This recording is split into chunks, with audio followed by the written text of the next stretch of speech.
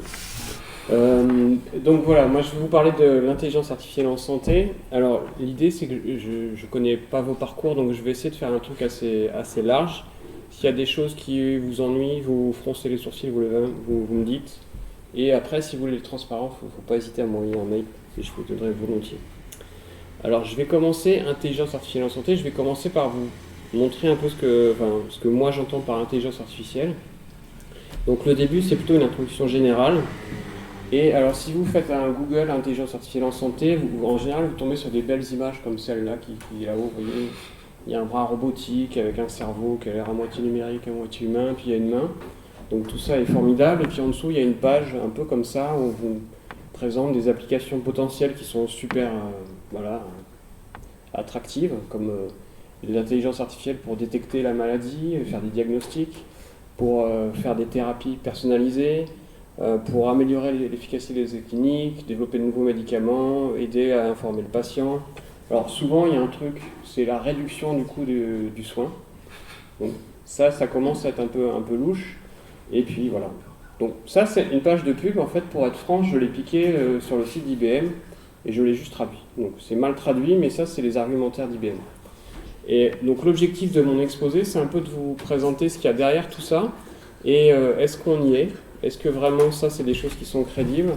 Et puis un peu vous présenter la situation actuelle, les enjeux, les défis, et ce qui relève totalement de la publicité ou des buzzwords. Donc l'IA c'est quoi ? C'est compliqué à définir vraiment. Donc le terme ça fait super, intelligence, on trouve que c'est un truc génial. Alors c'est pas très facile à définir, il y a pas mal de définitions. J'ai fait simple, je suis reparti la définition du rapport Villani. Villani, vous vous rappelez, c'est un mathématicien. Il a fait un rapport sur l'IA au début de la mandature précédente. Et il avait fait une définition qui était assez générique et qui est pas trop mal en fait. C'est que donc, l'intelligence artificielle c'est quelque chose de pluridisciplinaire. Et puis on peut essentiellement dire que c'est des programmes informatiques qui résolvent des tâches complexes, donc pas totalement débiles, avec aussi bien que les humains, et c'est à peu près tout. Donc vous voyez, c'est très très vaste que ça peut être l'intelligence artificielle. Mais on va se contenter de cette définition. Et alors si vous connaissez un peu l'histoire de l'IA, il y a longtemps, alors l'IA c'est vieux, hein, ça date au moins des années 50, il y a une première partie de l'historique de l'IA qui était autour de l'IA symbolique, c'était l'IA où on mettait des règles. Par exemple, si tel patient a cette caractéristique, alors il est susceptible d'avoir cette maladie. Et donc les gens ont été un peu excités là-dessus, et puis au bout d'un moment, on s'est rendu compte que ça ne marchait pas vraiment, pour plein de raisons, et il y a eu ce qu'on appelle un hiver de l'IA, et on en a plus parlé pendant des dizaines d'années. Ensuite, il y a un nouveau type d'IA qui est apparu, je vais vous expliquer un peu pourquoi après c'est apparu tel que c'est, qui est basé sur l'apprentissage machine. Donc l'apprentissage machine, c'est quoi ? C'est juste faire de l'inférence, c'est-à-dire donner une prédiction, une évaluation à partir d'exemples de ce qu'on veut produire. Donc ce n'est pas des règles symboliques au sens où là, dans ce type d'apprentissage, tout part des données. Vous prenez des exemples et vos algos, ils vous transforment ces exemples en un programme informatique qui va répondre à la question qui vous intéresse. Donc il y a quasiment zéro connaissance dans les algos d'apprentissage machine, même si ce n'est pas totalement vrai. Donc l'apprentissage machine, c'est un domaine qui est à la frontière de plusieurs disciplines scientifiques, les maths, l'info, l'ingénierie.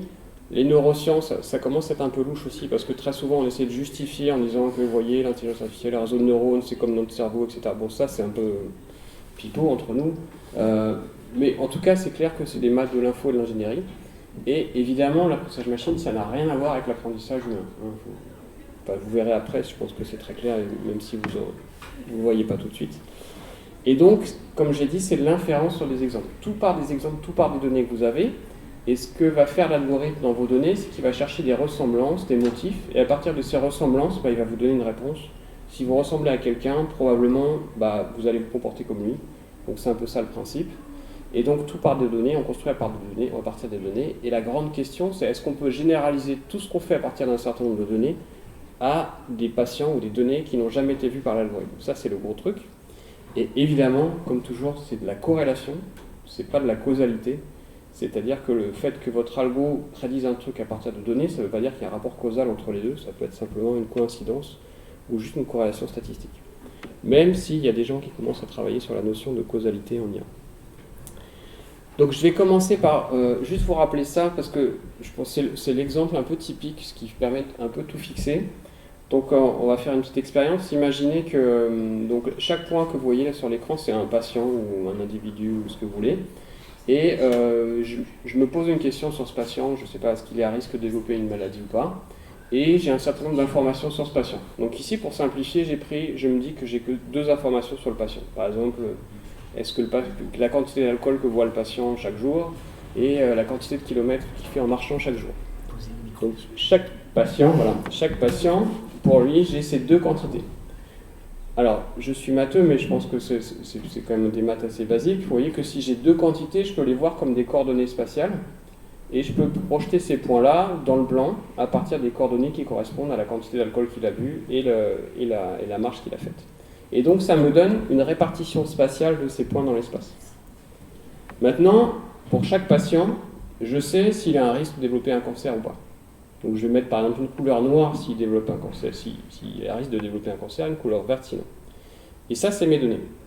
Et ce que va faire un algo de machine learning ou d'apprentissage machine, c'est qu'il va essayer de trouver un moyen de séparer les 2 groupes, donc de séparer les patients qui sont à risque ou les patients qui ne sont pas à risque, pour pouvoir, quand un nouveau patient arrive, prédire dans quel groupe il est. Donc là, vous voyez que c'est assez simple avec cette répartition spatiale qui est là. On voit que essentiellement les points verts, ils sont en bas à droite, et les points noirs, ils sont en haut à gauche. Donc là, c'est assez facile de construire un algo qui va vous tracer la ligne qui est là, qui est indiquée, qui sépare plutôt pas mal. Vous voyez qu'il y a un point vert qui est à gauche, qui reste à gauche, mais vous voyez quelques points noirs à droite, mais bon. Globalement, c'est bien. Et maintenant, si un nouveau point arrive, le bleu, pour donner la prédiction, ce que je fais, c'est que je regarde juste sa position par rapport à cette droite. Il est à gauche, donc il est dans la partie noire, et donc il va être prédit comme noir. Et c'est exactement ça que fait un algo de machine learning, c'est qu'il va apprendre, à partir de vos données, à construire des frontières qui vont séparer des classes comme ça. Donc là, c'est facile, la frontière, c'est une ligne. Évidemment, vous vous doutez que ce n'est pas le cas en réalité. Là, j'ai considéré que 2 caractéristiques par patient. En fait, en pratique, vous pouvez considérer des dizaines, des centaines, voire des milliers de caractéristiques pour un patient. Et quand on travaille sur l'image, par exemple, vous pouvez imaginer que les caractéristiques, ça va être l'intensité au niveau de grille d'un pixel de l'image. Donc vous considérez tous les pixels de l'image. Pour chaque patient, il y a une valeur pour chaque pixel. Et ça vous fait travailler dans des espaces qui sont de dimensions gigantesques. Donc il y a d'autres problématiques qui sont importantes, même si essentiellement quand vous voyez les applications, c'est surtout de la classification supervisée. Il y a quelque chose qui s'appelle la classification supervisée. Donc ça, vous avez des données, mais vous ne connaissez pas la réponse. Mais par contre, ce que vous donne l'algo, c'est qu'il va essayer de regrouper les points. Donc là, voilà, imaginez tous ces points noirs-là, c'est des patients ou des individus, ce que vous voulez. Et ce que fait l'algo, c'est qu'il va remarquer qu'il y a des groupes dans ces patients-là. Et donc il va me tracer les traits de couleur. Il va me permettre de déterminer ces groupes. Ça, par exemple, ça peut être la base d'un algorithme de recommandation. Suivant ce que vous regardez sur Netflix, l'algo de Netflix va vous grouper avec les gens qui regardent les mêmes films que vous. Il va construire comme ça des groupes de patients, et puis il va vous faire des recommandations qui correspondent au groupe auquel vous appartenez. Alors, c'est non supervisé parce qu'il n'y a pas vous n'avez pas l'info, vous n'avez pas la réponse à la question que vous voulez poser. Par contre, le travail, il commence après. Parce qu'une fois que vous avez les groupes, ce qui est intéressant, c'est de regarder à quoi ils correspondent. Donc, si je reviens sur Netflix, si vous avez des groupes de patients, c'est amusant de voir qu'il y a un groupe qui correspond aux gens qui aiment les films d'horreur, hein, voilà, ce genre de trucs. Et après, vous pouvez faire d'autres études. Ensuite, il y a une autre problématique, alors ça, je pense que aussi vous avez entendu parler, c'est tout ce qui est génération, synthèse. Donc là, je peux dérouler tout ce qui est deepfake, les choses comme ça qui sont très à la mode en ce moment. Même un petit peu ChatGPT, si vous avez... Personne n'en a parlé, mais peut-être que vous avez entendu parler. Tout ce qui est DALL-E aussi, la génération d'images. Donc ça, c'est de la génération. Donc ici, par exemple, c'est des images que j'ai générées. C'est beaucoup moins amusant que ChatGPT. C'est de l'imagerie de fluorescence. Et donc c'est entièrement... c'est des images qui n'existent pas. Donc sur Internet, vous trouvez ces gens qui n'existent pas. Qui génèrent. Donc moi, je fais ça avec de l'imagerie de fluorescence. Et je vous montrerai après à quoi ça sert. Tel quel, ça ne sert pas à grand chose. Par contre, si l'algorithme est capable de générer ces images, ça veut dire qu'il a un peu compris ce qu'il y a derrière l'image, et donc il a une représentation interne de l'image qui peut être intéressante. Et enfin, il y a tout ce qui s'appelle le domaine de l'apprentissage par renforcement, dans lequel vous avez un agent qui interagit avec son environnement, et ce que vous cherchez, c'est une stratégie ou un protocole. Donc ça, vous pouvez penser aux voitures autonomes, entre guillemets, ou toutes ces choses-là. Donc si on restait dans le cadre de la médecine, alors, il y a un peu des fantasmes d'avoir des protocoles personnalisés en temps réel, par exemple. Ça, on n'y est pas encore, mais on pourrait imaginer que si vous avez des mesures en temps réel, par exemple sanguines chez le patient, on ajusterait la dose de médicaments en temps réel en fonction de ce que vous voulez voir. Donc ça, c'est vraiment du domaine du fantasme. Donc je vous ai parlé des différentes problématiques de machine learning, je voulais juste vous parler un peu des algorithmes qui sont derrière. Alors promis, il n'y a pas d'équation, mais l'intérêt, c'est juste pour vous montrer que ça part pas de nulle part, tous ces trucs-là. Tout ça, ça part quand même des maths et des statistiques en grande dimension. Donc c'est des domaines qui sont très actifs depuis plusieurs années. Et il y a des algos qui sont bien connus. Alors je trouve qu'ils ont des noms vachement plus sympas que les réseaux de neurones. Donc, il y en a un qui s'appelle le plus proche voisin, voilà, il fait très proche de chez vous. Régression logistique, il fait très maths. Forêt aléatoire, il fait un peu mystérieux. L'avantage de ces algos, c'est qu'ils sont bien étudiés théoriquement, ils sont bien cadrés. Ils ont un nombre de paramètres assez faible, et je voulais juste vous expliquer ce que c'était qu'un paramètre. Donc là, revenez sur mon expérience avec les points là, et là, imaginez que c'est encore ce même genre de points. Chaque triangle, chaque carré, c'est un patient, et je veux développer un algo qui me donne la couleur ou la réponse au nouveau patient vert qui vient d'arriver. Et bien un algo très très simple, c'est l'algo des plus proches voisins. C'est vous regardez votre point vert et vous regardez ses voisins. Donc déjà, il y a des questions derrière, c'est qu'est-ce que j'appelle proximité, donc dans cet espace-là. Ça, je vais passer dessus. Et puis là, vous voyez que si je prends le premier cercle plein, donc je regarde 3 voisins pour mon point vert, bah, il a 3 voisins, il y en a 2 qui sont rouges, il y en a un qui est bleu, bon, une majorité de rouges, donc on va dire qu'il est rouge. Maintenant, si je prends un peu plus large, si je considère 5 voisins, vous voyez que ça me rajoute les 2 carrés bleus, donc maintenant ça change, parce qu'il y a une majorité de points bleus, donc mon patient est bleu. Donc le paramètre d'un algorithme, c'est ça, c'est par exemple le nombre de voisins que je vais considérer quand je vais construire mon algorithme. L'avantage de ces méthodes stats, c'est qu'ils ont relativement peu de paramètres. Donc quand vous cherchez à ajuster un algorithme, bah, vous n'avez pas beaucoup à explorer l'espace des paramètres pour trouver un algo qui marche bien.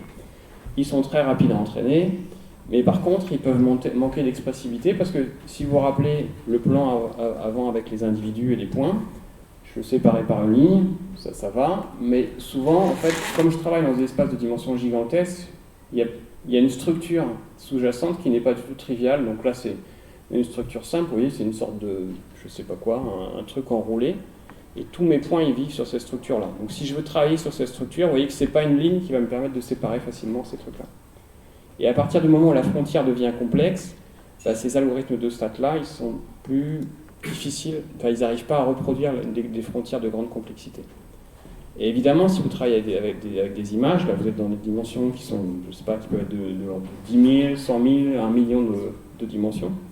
Donc là, c'est très compliqué, parce qu'évidemment, une image médicale pertinente, par exemple, si vous regardez l'espace de l'ensemble des images médicales pertinentes, c'est pas du tout un espace simple. Si vous prenez 2 images médicales et que vous essayez de faire un mix entre les deux, il n'y a pas de raison que ce soit encore une image médicale. Donc vous voyez que vous ne pouvez pas tirer une ligne droite entre 2 images, ça reste pas une ligne droite, ça reste pas une image tout droit. Donc ça, c'est les trucs un peu compliqués, c'est ce qu'on appelle par exemple ces trucs-là, c'est des variétés en maths, ouais, ça peut être intéressant. Mais enfin, bon là voilà, on va pas se mentir, ce qui intéresse tout le monde, c'est les réseaux de neurones. Donc je voulais vous parler un peu des réseaux de neurones. Donc les réseaux de neurones, c'est très très vieux, hein, les premiers papiers ils datent de 57 je crois, sur le perceptron. Mais il y a une bonne conjonction d'événements, puisqu'il y a eu des avancées méthodologiques. Alors on peut discuter, est-ce que c'est vraiment des avancées méthodologiques ou pas, bon, ça c'est pas clair, mais il y en a eu certainement. Il y a eu des progrès technologiques. Le gros progrès technologique que vous connaissez, c'est les cartes graphiques. Donc c'est des circuits électroniques dédiés qui permettent de calculer très très vite. Donc à la base, c'est pas du tout fait pour les réseaux de neurones, mais il se trouve que ça marche bien pour les réseaux de neurones, et donc ça permet d'entraîner les réseaux très très vite. Donc c'est ça qui a libéré un peu la puissance de calcul pour entraîner des gros réseaux. Et enfin, il ne vous a pas échappé qu'on collecte de plus en plus de données sur les gens en général, sur les phénomènes, etc. Donc maintenant, on a une grosse masse de données, et comme tout ça, c'est basé sur l'inférence à partir d'exemples, à partir de données, plus vous avez de données, plus vous pouvez construire des algorithmes qui sont construits à partir de plein de trucs. Donc voilà, à gauche, là vous avez un réseau de neurones. Alors en fait c'est très très simple un réseau de neurones, ce que c'est. Imaginez chaque rond là, c'est un petit coffre qui contient une valeur. D'accord. Donc alors, en général c'est pas un entier, mais disons voilà, c'est une valeur. Et vous voyez que chacun de mes petits coffres il est relié à tous ses voisins essentiellement par un trait qui est d'épaisseur variable. Ça, ce trait, ça vous dit que la valeur du coffre, elle est calculée en fonction des coffres qui précèdent. En général, ça va dans ce sens-là, de gauche à droite. Et l'intensité, l'épaisseur du trait, l'intensité, ça vous dit un peu le poids dans la valeur que vous allez construire qui revient à l'ancêtre. Et donc un réseau de neurones c'est construit comme ça, par ces petits coffres qui sont reliés entre eux par plein de connexions. Donc voilà, les connexions ça s'appelle des poids. Et il y a une couche d'entrée. La couche d'entrée c'est vos données. Donc imaginez si j'ai une image, ma couche d'entrée ça va être l'ensemble des pixels de mon image. D'accord ? Chacun des petits coffres ça va être la valeur en niveau de grille de mon image. Et il y a une sortie. La sortie ici c'est un neurone. Et ça peut être par exemple 0 ou 1, oui ou non. Ça peut être la réponse à la question que vous vous posez. Et donc voilà, donc c'est ça un réseau de neurones, donc c'est relativement simple quand même. Alors voilà, je vous ai mis la formule qui permet de calculer la valeur d'un neurone, vous voyez, ça calcule à partir des précédents. Il y a un petit truc, c'est que la fonction f là, qui vous permet, il ne faut pas qu'elle soit totalement débile, sinon ça ne marche pas. Mais voilà, laisse cette tête là, vous voyez, elle n'est pas non plus super compliquée. Et qu'est-ce que c'est les paramètres pour des réseaux de neurones? Ce que vous devez déterminer quand vous entraînez un réseau de neurones, c'est toutes les connexions qui sont entre ces neurones-là. Donc tous les traits là qui sont là, c'est l'épaisseur des traits que vous pouvez déterminer. Et ça, vous voyez qu'il y en a plein en fait. Même sur ce réseau très très simple qui a très peu de couches, il y en a vraiment beaucoup plus que juste le nombre de voisins pour l'algo des plus proches voisins. Et alors par exemple, si vous prenez ChatGPT, que personne ne connaît, c'est un algorithme qui a, je crois, 200 milliards de paramètres. Donc là, on rigole plus du tout. Et la question, c'est comment on détermine ces 200 milliards de paramètres. Donc voilà comment on entraîne un réseau. Donc là, j'ai pris un réseau qui est super utile. C'est un réseau dont le but est de distinguer des chats et des tigres. Donc ça peut vous sauver la vie. Donc c'est important. Donc voilà, j'ai ce réseau-là. Et moi, je veux trouver les connexions qui sont entre chaque neurone à l'aide d'une base d'entraînement. Donc dans cette base d'entraînement, j'aurai des images de chats, des images de tigres. Et pour chaque image, je connais la réponse. Voilà. Et donc, comment j'entraîne ce réseau ? Je lui présente un chat. Je pars de connexions aléatoires.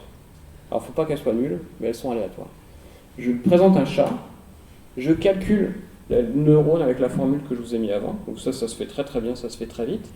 Et en sortie, j'ai une réponse. Si c'est un chat, c'est bon. Je ne touche pas à mes connexions, ça veut dire qu'il n'est pas trop mauvais pour l'instant, mon réseau. Si c'est un tigre, aïe, ça veut dire que ça ne marche pas. Et ce que je fais, c'est que je vais commencer par modifier les connexions petit à petit. Donc ça s'appelle la rétropropagation, je ne vais pas vous embêter avec ça.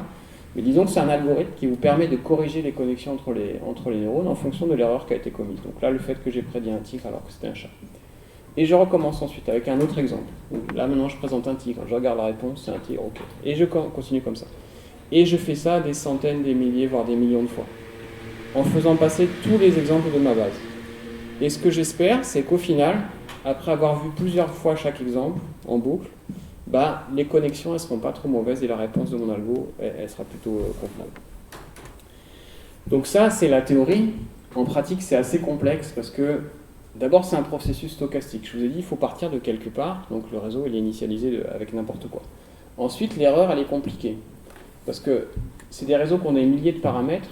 Donc, et pour chaque paramètre, vous avez une performance de réseau. La performance d'un réseau, ce serait la somme de toutes les erreurs qui est commises, par exemple, sur la base de données. Alors, si je présente ça graphiquement, vous avez l'image qui est à gauche, là. Ça, c'est ce qu'on appelle le paysage de l'erreur.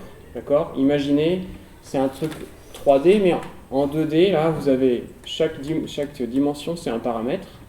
Et puis, en vertical, vous avez l'erreur que vous commettez, pardon. Donc ça vous donne ça, si je me restreins en 2D, ça donne ça. Donc le problème, c'est que pour les réseaux de neurones, le paysage, il est un peu comme ça, donc il est un peu compliqué. Et maintenant, quand vous voulez entraîner un réseau, ça revient à faire quoi ? Ça revient à ce qu'on vous largue les yeux bandés en parachute au-dessus de ce paysage-là. Donc vous voyez rien, d'accord ? Vous tombez à un endroit, pile, un endroit ici. Et votre objectif, c'est de trouver l'endroit le plus profond.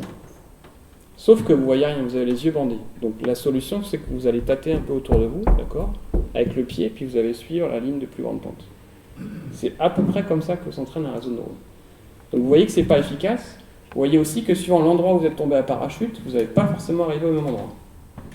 Donc ça, c'est important aussi, c'est que le réseau, à chaque fois que vous l'entraînez, potentiellement, vous ne trouvez pas exactement les mêmes paramètres. Donc à chaque fois que vous entraînez un réseau, en fait, vous trouvez un modèle différent. Et donc ça, c'est compliqué parce que vous voyez aussi que des creux, il y en a plein. Il n'y en a pas qu'un seul. Donc vous allez tomber sur des creux qui sont finalement localement creux, donc des petites cuvettes pas très profondes. Ça, ok, ça va vous donner une erreur, mais en partant peut-être un peu à côté, vous seriez tombé sur une cuvette un peu plus profonde et du coup la réponse du réseau serait meilleure. Donc ça, c'est une problématique compliquée. Alors il y a des outils de maths, il y a des outils d'info pour transformer un peu le paysage. Donc ça, c'est quelque chose que vous ne pouvez pas faire dans la vraie vie. Mais en rajoutant des termes de maths, vous pouvez changer ce truc-là, le rendre un peu plus convexe, donc avoir des cuvettes un peu moins violentes. Et ensuite, évidemment, c'est aussi important, chaque entraînement il est très très long, parce que vous devez passer chaque exemple devant votre réseau, attendre la réponse, calculer l'erreur, etc. Et c'est énergivore. Et donc ça vous fait que... Bon, alors ça, c'est invisible sur mon transparent, mais c'est le cycle de vie, je crois, de Alexa. Donc, par exemple, pour l'imagerie de fluorescence que je vous ai montré avant, les trucs générés, ça a chauffé mon bureau pendant 3 jours. Vous voyez, c'est quand même des temps de calcul qui ne sont pas négligeables. Et au niveau CO2, c'est aussi, potentiellement, ça a aussi un impact. Voilà. Bon, et puis, je vous ai dit, c'est quand même de l'inférence, donc c'est de l'apprentissage automatique. Il y a des limitations qui existent, même si on ne regarde pas pour l'instant la problématique de la santé. Donc, il y a un truc qui est un peu traître, c'est que quand on dit intelligence, on pense que le réseau il est intelligent et il réfléchit. Bon, vous avez compris qu'il ne réfléchit pas du tout. Lui, la seule chose qu'il cherche, c'est des motifs qu'il connaît déjà. Donc, à aucun moment il abstrait. Lui, il reconnaît des motifs. Et il y a quelque chose d'important, c'est comme il apprend à partir des exemples, si vous lui donnez mauvais exemples, il apprendra n'importe quoi. D'accord, il y a une doctrine, il y a un dicton en stats, garbage in, garbage out, vous donnez n'importe quoi à l'entrée, il sort n'importe quoi à la sortie. Ensuite, alors, il répond qu'à la question pour laquelle il a été conçu. Donc si votre réseau de tigre-chat, vous lui présentez un éléphant, il va vous répondre tigre ou chat, l'un ou l'autre. Mais à aucun moment il va savoir que c'est un éléphant. D'accord ? Donc ça veut dire que par exemple si vous avez un algo qui vous diagnostique un cancer à un endroit, que vous le présentez à un patient qui n'est pas du tout dans la configuration, il peut vous répondre que le patient a un cancer alors que pas du tout. Donc c'est pour ça qu'il faut quand même contrôler les données. Ça j'en reparlerai après. Et ce que vous voulez vraiment, c'est un algo qui va au-delà des exemples avec lesquels vous l'avez entraîné. Donc il faut un algo qui généralise. Et évidemment, tout problème que vous pouvez poser, il n'est pas solvable par inférence statistique. Il y a des choses, vous ne pouvez pas les calculer à partir d'un exemple suffisant. Ou alors le nombre d'exemples est tellement grand que ça ne marche pas. Bon, maintenant je reviens au cœur du sujet. Donc l'IA en santé. Alors l'IA en santé, il y a beaucoup d'applications qui sont prometteuses, même sans aller sur la plaquette d'IBM.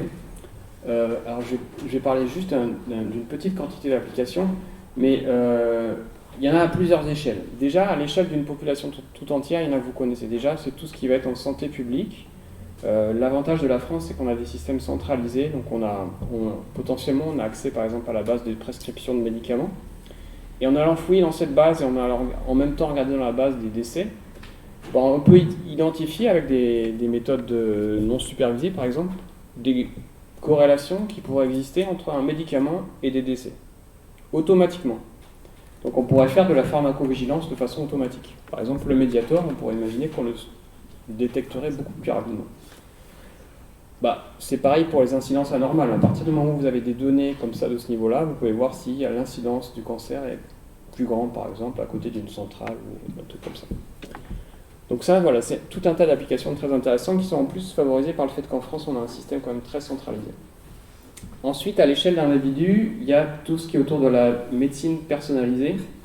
Donc vous savez sans doute maintenant que quand un patient a un cancer, ce qu'on peut faire, c'est souvent, on regarde le génome de la tumeur.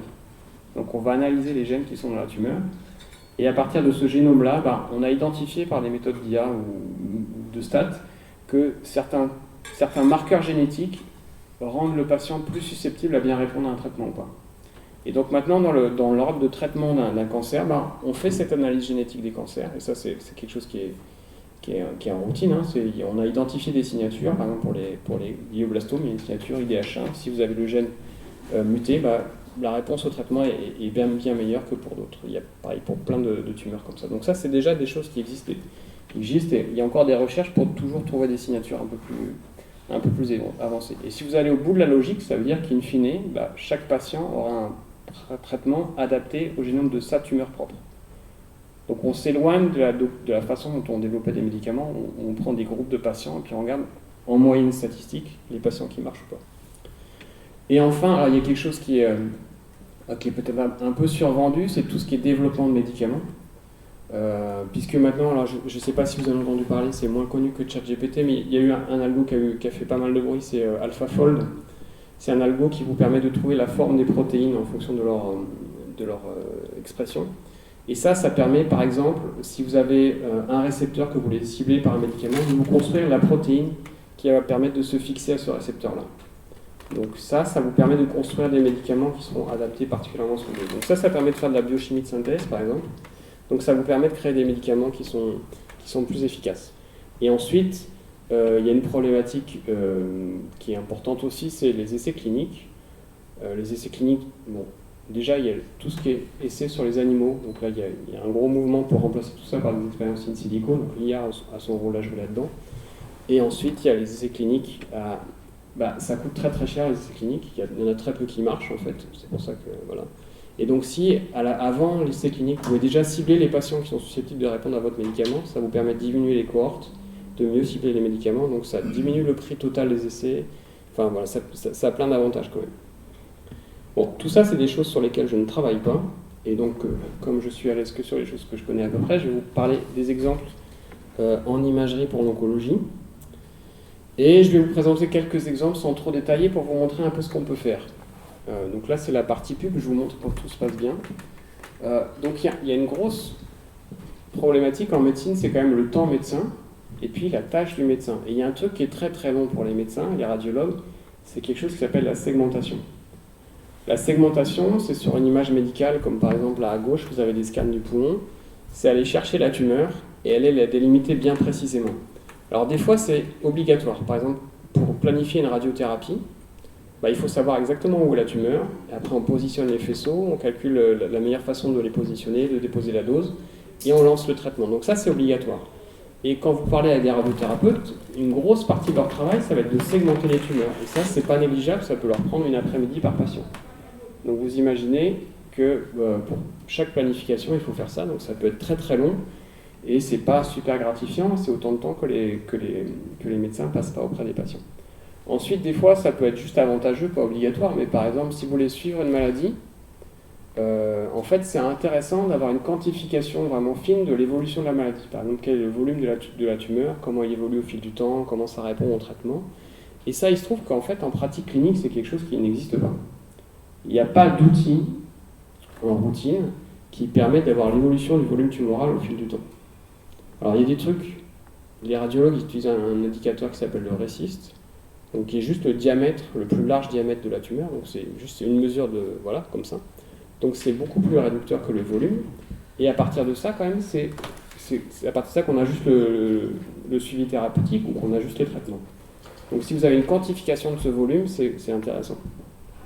Donc le genre d'algo qu'on peut développer avec de l'apprentissage, avec de l'IA, c'est ça, c'est des algos qui vont segmenter automatiquement les tumeurs, ou les structures autour. Maintenant, il y a des algorithmes qui vous permettent de prendre une image, un scan d'un patient, et qui vont segmenter les organes, qui vont dire là c'est le foie, etc. Et du coup, voilà, ça vous permet d'augmenter l'information qui est disponible pour les médecins, ne pas leur faire perdre trop de temps sur des tâches qui sont un peu fastidieuses.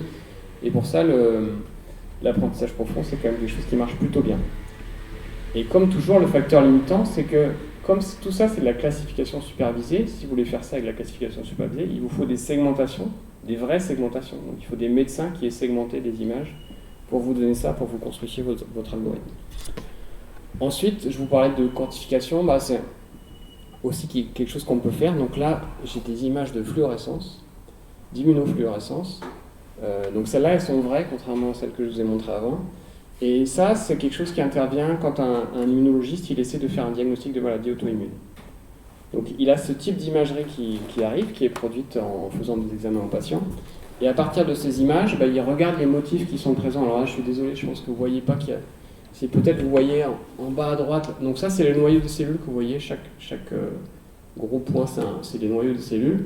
Et vous voyez qu'il y a des noyaux où il y a des grosses taches, il y a des noyaux où il y a des petites taches. Et tout ça, l'immunologiste, il regarde ça, il traduit ça en motifs. Et en fonction des motifs qui sont présents, il sait que c'est potentiellement telle ou telle maladie auto-immune. Et donc ça Tout ça oriente le suivi et le diagnostic. L'inconvénient, c'est que ça, il faut le faire en fait. Il faut analyser ces images, c'est très très long, c'est fastidieux. Parce que là, je vous ai montré 4 images, mais en fait, il y en a beaucoup plus, parce que la technique fait qu'il y a des dilutions successives des images, des dosages. Et donc, si vous avez un algorithme qui permet de faire ça de façon automatique, ça fait gagner du temps, pareil, à l'immunologiste, et donc ça facilite sa vie. Donc ça marche plutôt bien. Donc là, on reste encore, vous voyez, ces deux exemples, l'avantage qu'ils ont, c'est que la production d'algorithmes, c'est assez facile de voir si elle est bonne ou pas. Une segmentation, vous la montrez à un radiologue, il peut en regardant l'image savoir si elle est crédible ou pas. Ça, si vous montrez ça à un immunologiste, si l'algo vous dit qu'il y a tel motif et que l'immunologiste, en 2 secondes, il voit si y a le motif ou pas. Donc finalement, il n'y a pas tellement d'enjeu. L'erreur que peut commettre votre algorithme, elle n'a pas de grosses conséquences sur le patient. Et par contre, là où ça devient un peu plus difficile, c'est quand vous faites des vrais pronostics qui vont impacter le patient. Donc là, c'était un projet qu'on avait avec l'Institut Bergonié sur les sarcomes des tissus mous. Donc je vous passe les sarcomes des tissus mous, c'est une pathologie, c'est un groupe de tumeurs malignes qui est, c'est vraiment une saloperie. C'est une tumeur qui est relativement rare. Donc le problème des tumeurs relativement rares, c'est qu'elles sont peu étudiées. Donc il y a peu de données. Et aussi, vous vous rappelez toujours qu'on fait de l'apprentissage à partir des exemples. Donc peu de données, ça veut dire qu'on construit, c'est plus difficile de construire des algorithmes. Et donc là, dans le cadre de ce projet-là, ce qu'on voulait faire, c'est que les sarcomes, la façon dont on les traite, c'est en général, on donne une chimiothérapie aux patients pour faire réduire la tumeur. Les tumeurs peuvent être dans les muscles. Donc imaginez, on peut avoir des tumeurs quasiment à l'intérieur de la cuisse, là, de la taille de la cuisse. Donc on fait réduire la tumeur par une chimiothérapie, et après on fait une chirurgie, on enlève tout ce qu'on peut, et ensuite on donne une radiothérapie. Sauf qu'il se trouve qu'il y a certains patients chez qui la chimiothérapie ne marche pas. Donc la conséquence, c'est quoi? C'est que vous allez donner un traitement qui est fortement toxique, hein, la chimiothérapie, c'est pas du tout anodin, qui ne marche pas, et vous allez retarder d'autant la chirurgie, qui est le vrai geste curateur dans l'histoire, et donc in fine, vous dégradez un peu le pronostic du patient en faisant ça. Donc la question qu'on s'était posée, c'est est-ce qu'avec un algo d'IA, on peut déterminer un peu à l'avance les patients qui vont bien répondre ou pas à la chimiothérapie pour potentiellement, alors on n'y est pas du tout, hein, je vous rassure, pour potentiellement arrêter de donner la chimiothérapie aux patients pour qui on voit que ça ne va pas marcher. Donc ça, je ne vais pas détailler les algorithmes, mais c'est quelque chose qui avait relativement bien marché en regardant simplement les différences entre deux examens, l'image au tout début de la thérapie, donc c'est celui qui est marqué baseline là, et puis l'image après 2 cycles. Donc la chimiothérapie, ça vient par cycle. Donc c'était là des cycles de 6 doses. Et donc on regardait au bout de deux cycles ce qui s'était passé. Donc ça veut dire que potentiellement, si on arrêtait au bout de 2 cycles, on avait épargné aux patients 4 cycles de chimio, ce qui n'était pas négligeable. Et donc ce que va faire un algo, c'est qu'il va regarder ces 2 images, il va analyser les différences entre les deux, et il va essayer de corréler ces différences avec le pronostic clinique, avec la réponse à la chimiothérapie. Donc c'est toujours de la recherche de motifs, mais vous voyez que ça commence à être un peu plus complexe, puisque comment vous analysez la différence entre 2 images, là ça devient un peu plus difficile. Donc là on avait fait quelque chose qui s'appelle les radios mixtes, je ne vais pas vous détailler, mais ce n'est pas des réseaux de neurones, l'avantage c'est que ça permet de viser des cordes beaucoup plus petites, et ça marchait plutôt bien. Et enfin, là on peut faire le truc, alors est-ce que ça va marcher? Ouais, super. On peut aller jusqu'au bout de la logique, on peut essayer de prédire l'évolution d'une tumeur. Donc là je sors un petit peu du cadre de l'apprentissage automatique, parce que là il y a une partie construction d'un modèle mathématique pour décrire la maladie. Donc ça c'est un peu le tout, hein. Vous voyez que alors les méningiomes, c'est une tumeur intracrânienne, c'est pas très malin, voilà. Et du coup la problématique c'est plutôt le suivi. On va suivre les patients sans traiter, on va juste surveiller la maladie. Et la question c'est à quel rythme je vois les patients. Est-ce que je peux prédire que la maladie va s'emballer, que d'un coup le méningiome va grossir beaucoup, qu'il faut que je le traite? Voilà, c'est ce genre de truc. Donc il n'y a pas de traitement, donc c'est plus facile. Là je vous en ai montré un en haut, vous voyez, il est pas super bien situé, il est un peu près du nerf optique, donc c'est pas génial, et donc on va pas l'opérer si on peut s'en passer. Avec des algos d'apprentissage profond, ce qu'on fait, c'est qu'on reconstruit une sorte de jumeau numérique du patient, parce qu'on va segmenter la tumeur, on va segmenter le cerveau, le crâne. Donc vous avez cette image là d'espèce de patient numérisé. Donc ça, en fait, c'est un patient. Hein. C'est pas une image de synthèse, c'est juste un patient dans lequel on a juste déterminé chaque structure et puis on l'a représenté en 3D. Après, on a construit un modèle maths. Ce modèle, on l'a adapté à chaque patient. Et puis, une fois que vous avez adapté le modèle à un patient, un peu comme la météo, hein, vous avez des modèles de météo que vous adaptez en fonction du temps qu'il a fait hier et avant-hier. Une fois que vous avez les paramètres de ce modèle, vous le laissez tourner, ça vous prédit la météo de demain. Mais ça, c'est exactement ce que fait ce modèle-là. Et il se trouve que ça marchait plutôt pas mal. Alors, attendez. Bon, je pense que vous allez... Je ne sais pas ce que ça va donner. Je ne sais pas si vous voyez, voilà. Donc ça n'a aucun intérêt clinique, hein, je vous préviens tout de suite, c'est juste que ça fait très joli et que c'est super vendeur. Donc là, ce que vous voyez, c'est en rouge, c'est le méningiome qui grossit dans le crâne du patient. Et au début, ça colle à l'historique du patient, puisqu'on utilise le passé du patient. Et puis après, vous êtes en prédiction totale. Et donc, ce que vous voyez, c'est une prédiction de l'évolution de la maladie qui est individualisée pour chaque patient. Donc ce qu'on peut en tirer, c'est savoir si le méningiome a explosé. Après, on peut imaginer que, là, vous voyez, le méningiome, ce qu'il fait, c'est qu'il va pousser le cerveau. Donc si vous avez un peu une idée des zones fonctionnelles du cerveau, vous pouvez peut-être deviner ce que ça va impacter en termes de fonction cérébrale pour le patient. Voilà. Alors, attendez. Donc là, il ne veut plus. Là, il m'a fait ça tout à l'heure aussi. Voilà. Donc, ça, c'est très beau. Donc, vous vous dites, c'est super, ça marche, l'IA, c'est comme IBM a dit, on va sauver le monde avec l'IA. Et en fait, non, je suis désolé. Mais c'est pas du tout ça. Parce que pour aller vers la clinique, il vous faut quand même des outils robustes. Parce que dans tout ce que j'ai montré, on partait de données. Donc on prenait des images médicales. Donc la façon dont sont acquises les images médicales, ça peut beaucoup varier. Parce que si vous changez de centre hospitalier, vous allez avoir un appareil d'imagerie différent, vous allez avoir un manip radio différent, même la sociologie des patients qui sont dans le centre hospitalier où vous êtes est différente. Et donc il y a plein d'incertitudes. Et ce que vous voulez surtout pas, c'est que en changeant de manip radio, la prédiction de votre algorithme change.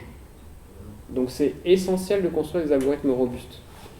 Et un des trucs qu'on regarde nous, c'est que on essaie de voir si toutes les étapes de la chaîne de traitement de l'imagerie médicale, ça a une influence sur la prédiction de l'algorithme. Donc là, en soi, ce truc-là, c'est pas super intéressant, mais ce qu'on avait testé, si on avait testé différentes méthodes de nettoyer les images avant de les donner aux algorithmes, si vous voulez. Pour simplifier, c'est ça. Donc il y a plein de façons de nettoyer les images. Et ce qu'on a constaté, c'est que ces courbes, je ne sais pas si vous êtes familier des courbes de survie, mais ça, c'est les courbes de survie de notre algo qui est construit à chaque fois avec une façon de nettoyer les images. Et vous voyez que ces courbes sont très différentes. L'algo est identique, la seule modification entre les deux, c'est la façon dont j'ai nettoyé les images. Et ce qu'on voit, c'est que par exemple, la courbe F, là, vous avez deux courbes très proches. Alors, il y a une courbe qui correspond aux patients qui sont prédits à haut risque par l'algo et aux patients qui sont prédits à bas risque. Vous voyez que les courbes sont très proches, donc en fait, ça veut dire que la prédiction de risque que fait l'algo, elle est toute pourrie, puisque essentiellement, les patients, il leur arrive la même chose. Par contre, vous voyez qu'il y a la courbe D, les deux groupes sont très éloignés. Donc l'algo, il est bien capable de vous séparer les patients entre haut risque ou bas risque de rechute métastatique. Et je vous dis juste, la seule modif, c'est le nettoyage des images. Donc si vous construisez des algos sans contrôler ce truc-là, vous pouvez les jeter à la poubelle, parce que vous êtes quasiment sûr qu'en changeant d'endroit, la prédiction sera totalement fausse par rapport à ce que vous avez déterminé.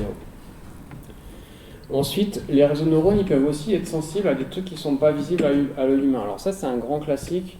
Je pense que vous avez peut-être entendu parler, c'est ce qui s'appelle les attaques adverses. Et là, c'est des gens qui ont construit un réseau de neurones qui pouvait vous prédire si une lésion sur la peau était bénigne ou maligne. Donc l'algo marchait bien, il avait des bonnes performances. Et puis après, ils ont essayé d'attaquer l'algo. Et comment on attaque un algo ? On lui présente une image, et puis on la perturbe très très légèrement. Donc ça, c'est une perturbation qu'un humain ne voit pas. Vous voyez, l'image perturbée, elle est à droite. Et ce qui a changé, c'est quelques voxels dans l'image, là, qui ont une intensité, un poil modifié. Donc ça, c'est pas du tout informatif. L'algo ne devrait pas changer de réponse avec juste cette perturbation. Or, il se trouve que vous voyez ce qui se passe. Avant, l'image originale, l'algo prédisait que c'était bénin. Et à droite, avec la perturbation, il prédit que c'est malin.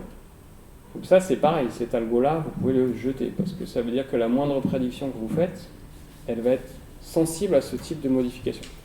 Il y avait même pire, là, si vous tournez l'image, en fait, avec cet algorithme-là, si vous choisissez bien l'angle de rotation de l'image, ça vous changeait la sortie de l'algo. Donc là, c'est encore plus pourri. Ensuite, alors ça,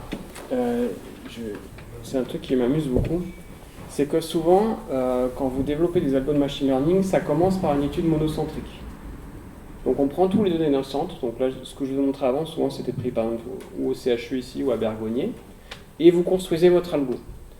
Et le hic, c'est que ça c'est facile en fait. Ce qui ne marche pas, c'est souvent le passage d'un centre à plusieurs centres. Et je voulais juste vous illustrer ça avec cet exemple-là. Donc c'est un projet sur le Covid, donc on avait mené avec le CHU.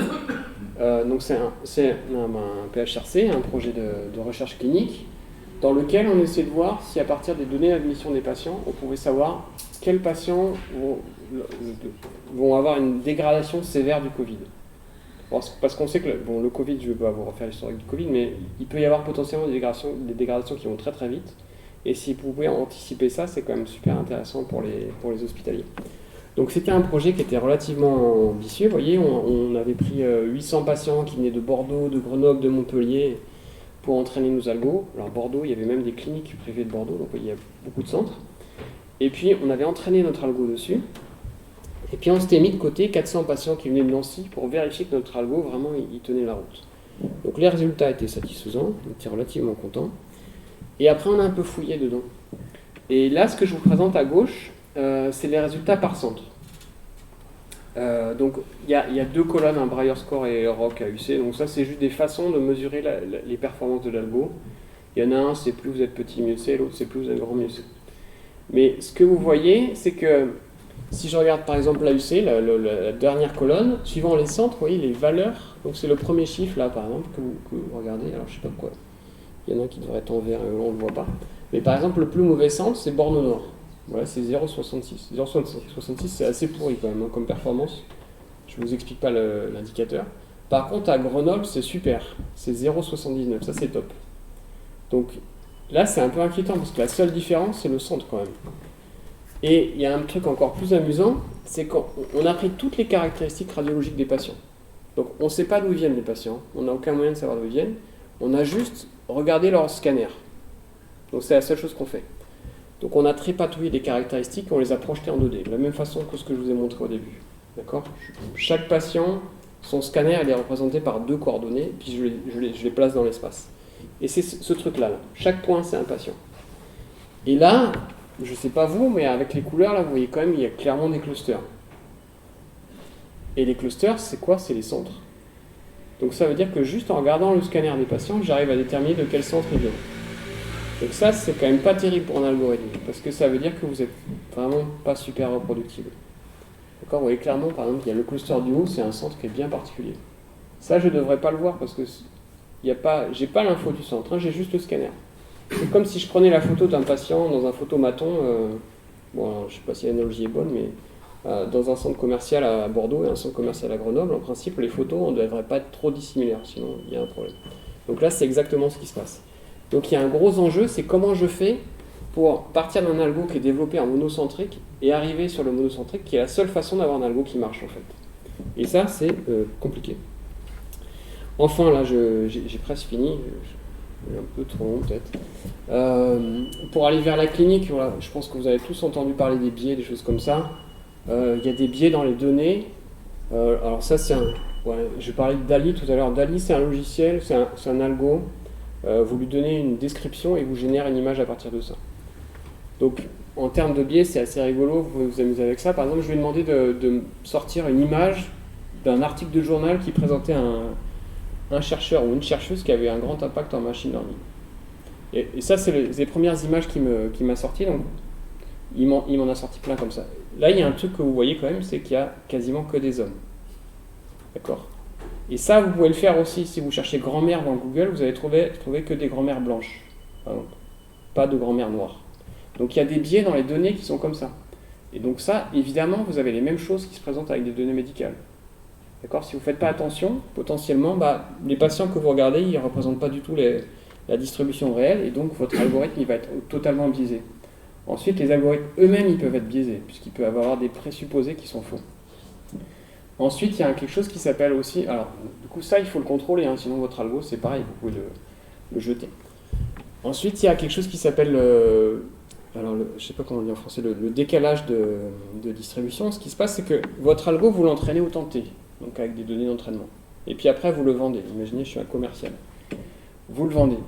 Bah, ce qui se passe, c'est que votre algo ne sera jamais meilleur que le moment où vous l'avez entraîné juste après. Parce qu'au fil du temps, les patients changent. Vous voyez, les centres hospitaliers ils mettent à jour leurs machines, les manips radio, ils partent, il y en a de nouveaux qui arrivent. La prise en charge des patients change légèrement, il y a des médicaments qui vont un peu changer. Et donc, la distribution de patients, elle va changer au fil du temps. Et elle va s'éloigner de celle que vous aviez pour l'entraînement. Donc, au fil du temps, en fait, les performances de votre algorithme, elles peuvent que se dégrader. Et donc, même si au tenté, votre algorithme me paraissait super efficace, si vous ne contrôlez pas ce shift, là, ce décalage dans le temps de l'algo, vous pouvez être sûr qu'au bout de quelques temps, alors ça peut être des mois, ça peut être des années, votre algo, il sera plus du tout performant. Et le problème, c'est que si vous ne l'avez pas contrôlé, le médecin, il sera toujours convaincu que l'algo, il est bon. Et là, il y a quand même un problème. Et donc ça, c'est un gros problème qui est rarement anticipé, parce que ce n'est pas un problème de manque de données. Ça, c'est juste le fait que c'est l'évolution temporelle. Et donc, pour contrer ça, ça veut dire que... Alors ça, les industriels, ils n'aiment pas du tout. Hein. Ça reste entre nous, parce que ça veut dire qu'il faut contrôler au fil du temps, un peu comme un médicament. Donc il faut avoir une sorte de pharmacovigilance sur les algorithmes, pour être sûr au fil du temps que vous gardez des performances qui sont acceptables. Donc ça veut dire, peut-être on va en parler, ça veut dire des contraintes réglementaires. Il faut qu'on déclare quand les médecins utilisent un algo qui impacte la décision thérapeutique. Il faut suivre les performances des algos. Il faut permettre aux médecins de faire des évaluations locales sur leurs patients à eux. Il faut qu'ils puissent prendre des données de leur patient, un patient typique qui correspond à un cas difficile, le tester avec l'algo, voir la réponse, comparer, faire remonter la différence. Et ça veut dire de l'interopérabilité, de la compatibilité entre les logiciels, des données libres, enfin pas libres, mais en tout cas des données ouvertes. Et ça, c'est pas forcément le truc qui est défendu par les industriels actuellement. Et enfin, j'ai presque fini, je vous rassure, il y a quelque chose qui est beaucoup vendu, c'est que l'IA, c'est pas interprétable, donc on ne sait pas pourquoi les algorithmes donnent cette réponse.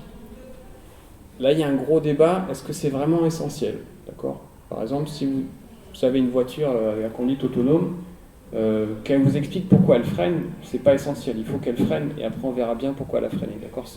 Donc c'est pas toujours l'interprétabilité, c'est pas toujours ça qui est important. Mais en tout cas, dans certains cas, c'est important de savoir pourquoi l'algorithme il donne une telle réponse. Qu'est-ce qu'il a utilisé dans les données pour vous prédire la réponse ? Donc il y a des outils un peu matinfo qui sont assez, qui peuvent paraître intéressants. Donc ça, c'est les cartes de science par exemple.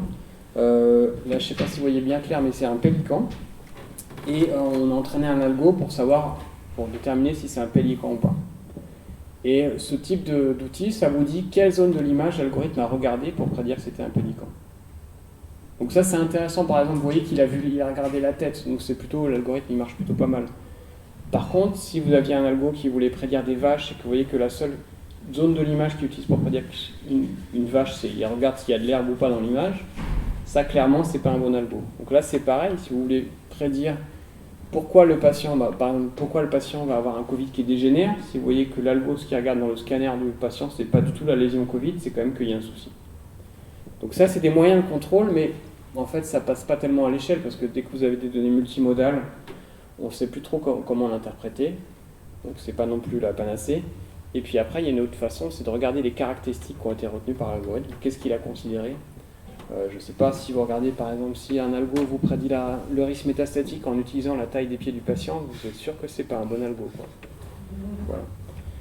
Enfin, il y a quelque chose d'important aussi, c'est l'incertitude, ça je vous en ai parlé, c'est que donc il y a l'incertitude dans tout le processus d'acquisition des données, dans la construction de l'algorithme, et votre algorithme, il y a un truc qui est...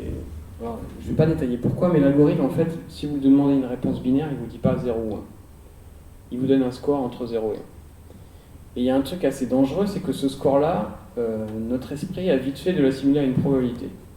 Donc on a vite fait de se dire que si le score c'est 0,80, bon, c'est comme 1. Ou si c'est 0,2, c'est comme 1. Mais en fait non, en fait les algos sont très rarement calibrés.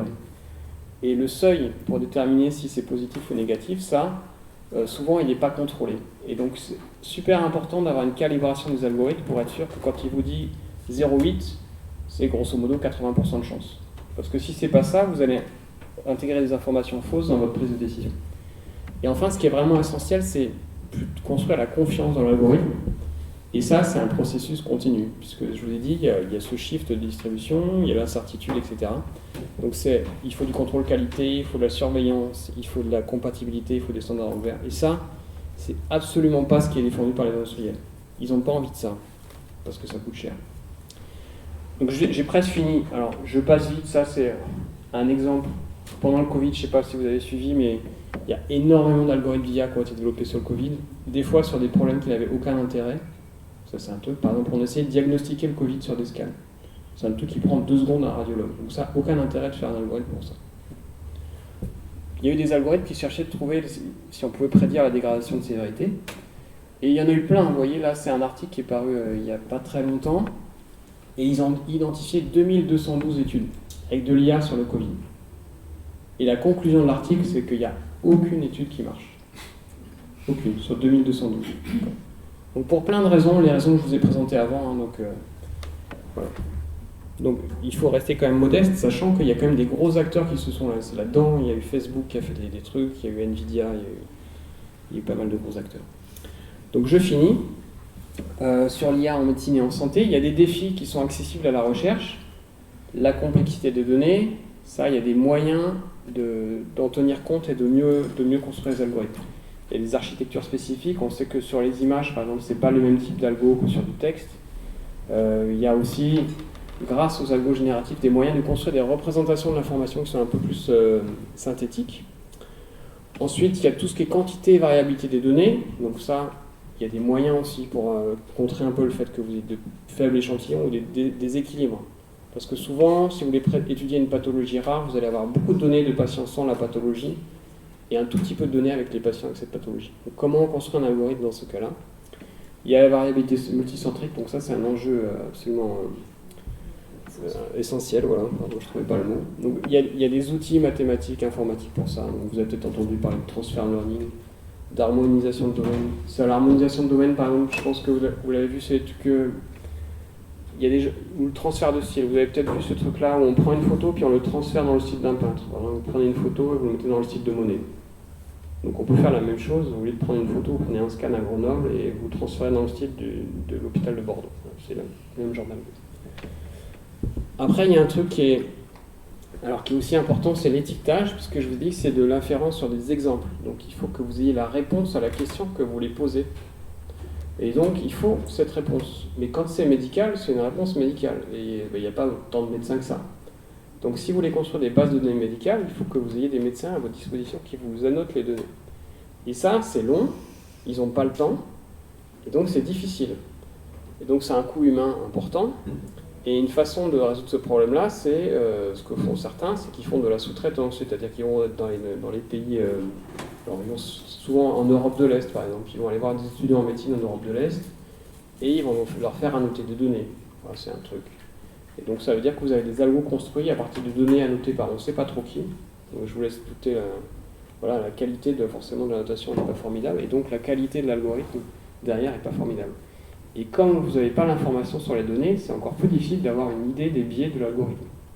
Parce qu'on sait très bien, par exemple, que l'incidence des cancers n'est pas la même partout. Alors, en Chine, ce n'est pas la même incidence qu'en Europe. Donc si vous avez un algo qui est construit qu'avec des données chinoises, probablement il ne sera pas super performant pour prédire les cancers du foie en Europe. Donc ça, c'est essentiel aussi, de bien contrôler ces choses-là. Bon, il y a des approches mathématiques pour avoir un peu... Voilà. Il y a un truc essentiel aussi, c'est tout ce qui est confidentialité, respect de la vie privée. Ça, voilà, je ne vais pas détailler là-dessus. Donc, il y a quelques trucs, mais évidemment, il faut de la réglementation là-dessus. Et je finis. Promis, c'est le dernier transparent, avant-dernier. Il y a quelque chose de vraiment essentiel, c'est que la façon dont actuellement tout ce domaine est développé, c'est qu'il est drivé par des gros acteurs commerciaux, notamment les GAFAM. Et ces gros acteurs, ils n'ont pas du tout d'expertise médicale. Et leur état d'esprit, c'est l'état d'esprit ingénierie. Alors je ne sais pas s'il y a des ingénieurs dans la salle, c'est pas du tout une critique de ma part, mais c'est une façon de penser qui ne marche pas du tout en médecine. C'est-à-dire que l'outil de base pour ces recherches, c'est ce qui s'appelle le data challenge. Vous agrégez des données, d'accord, vous les mettez quelque part sur un site, et vous dites aux gens, c'est un concours, vous construisez un algo qui donne la réponse, et le meilleur, il a un prix, le meilleur, il a une publi, etc. Et en faisant ça, ce que vous faites, c'est que vous déconnectez les données des usagers de l'algo qui vont être les médecins.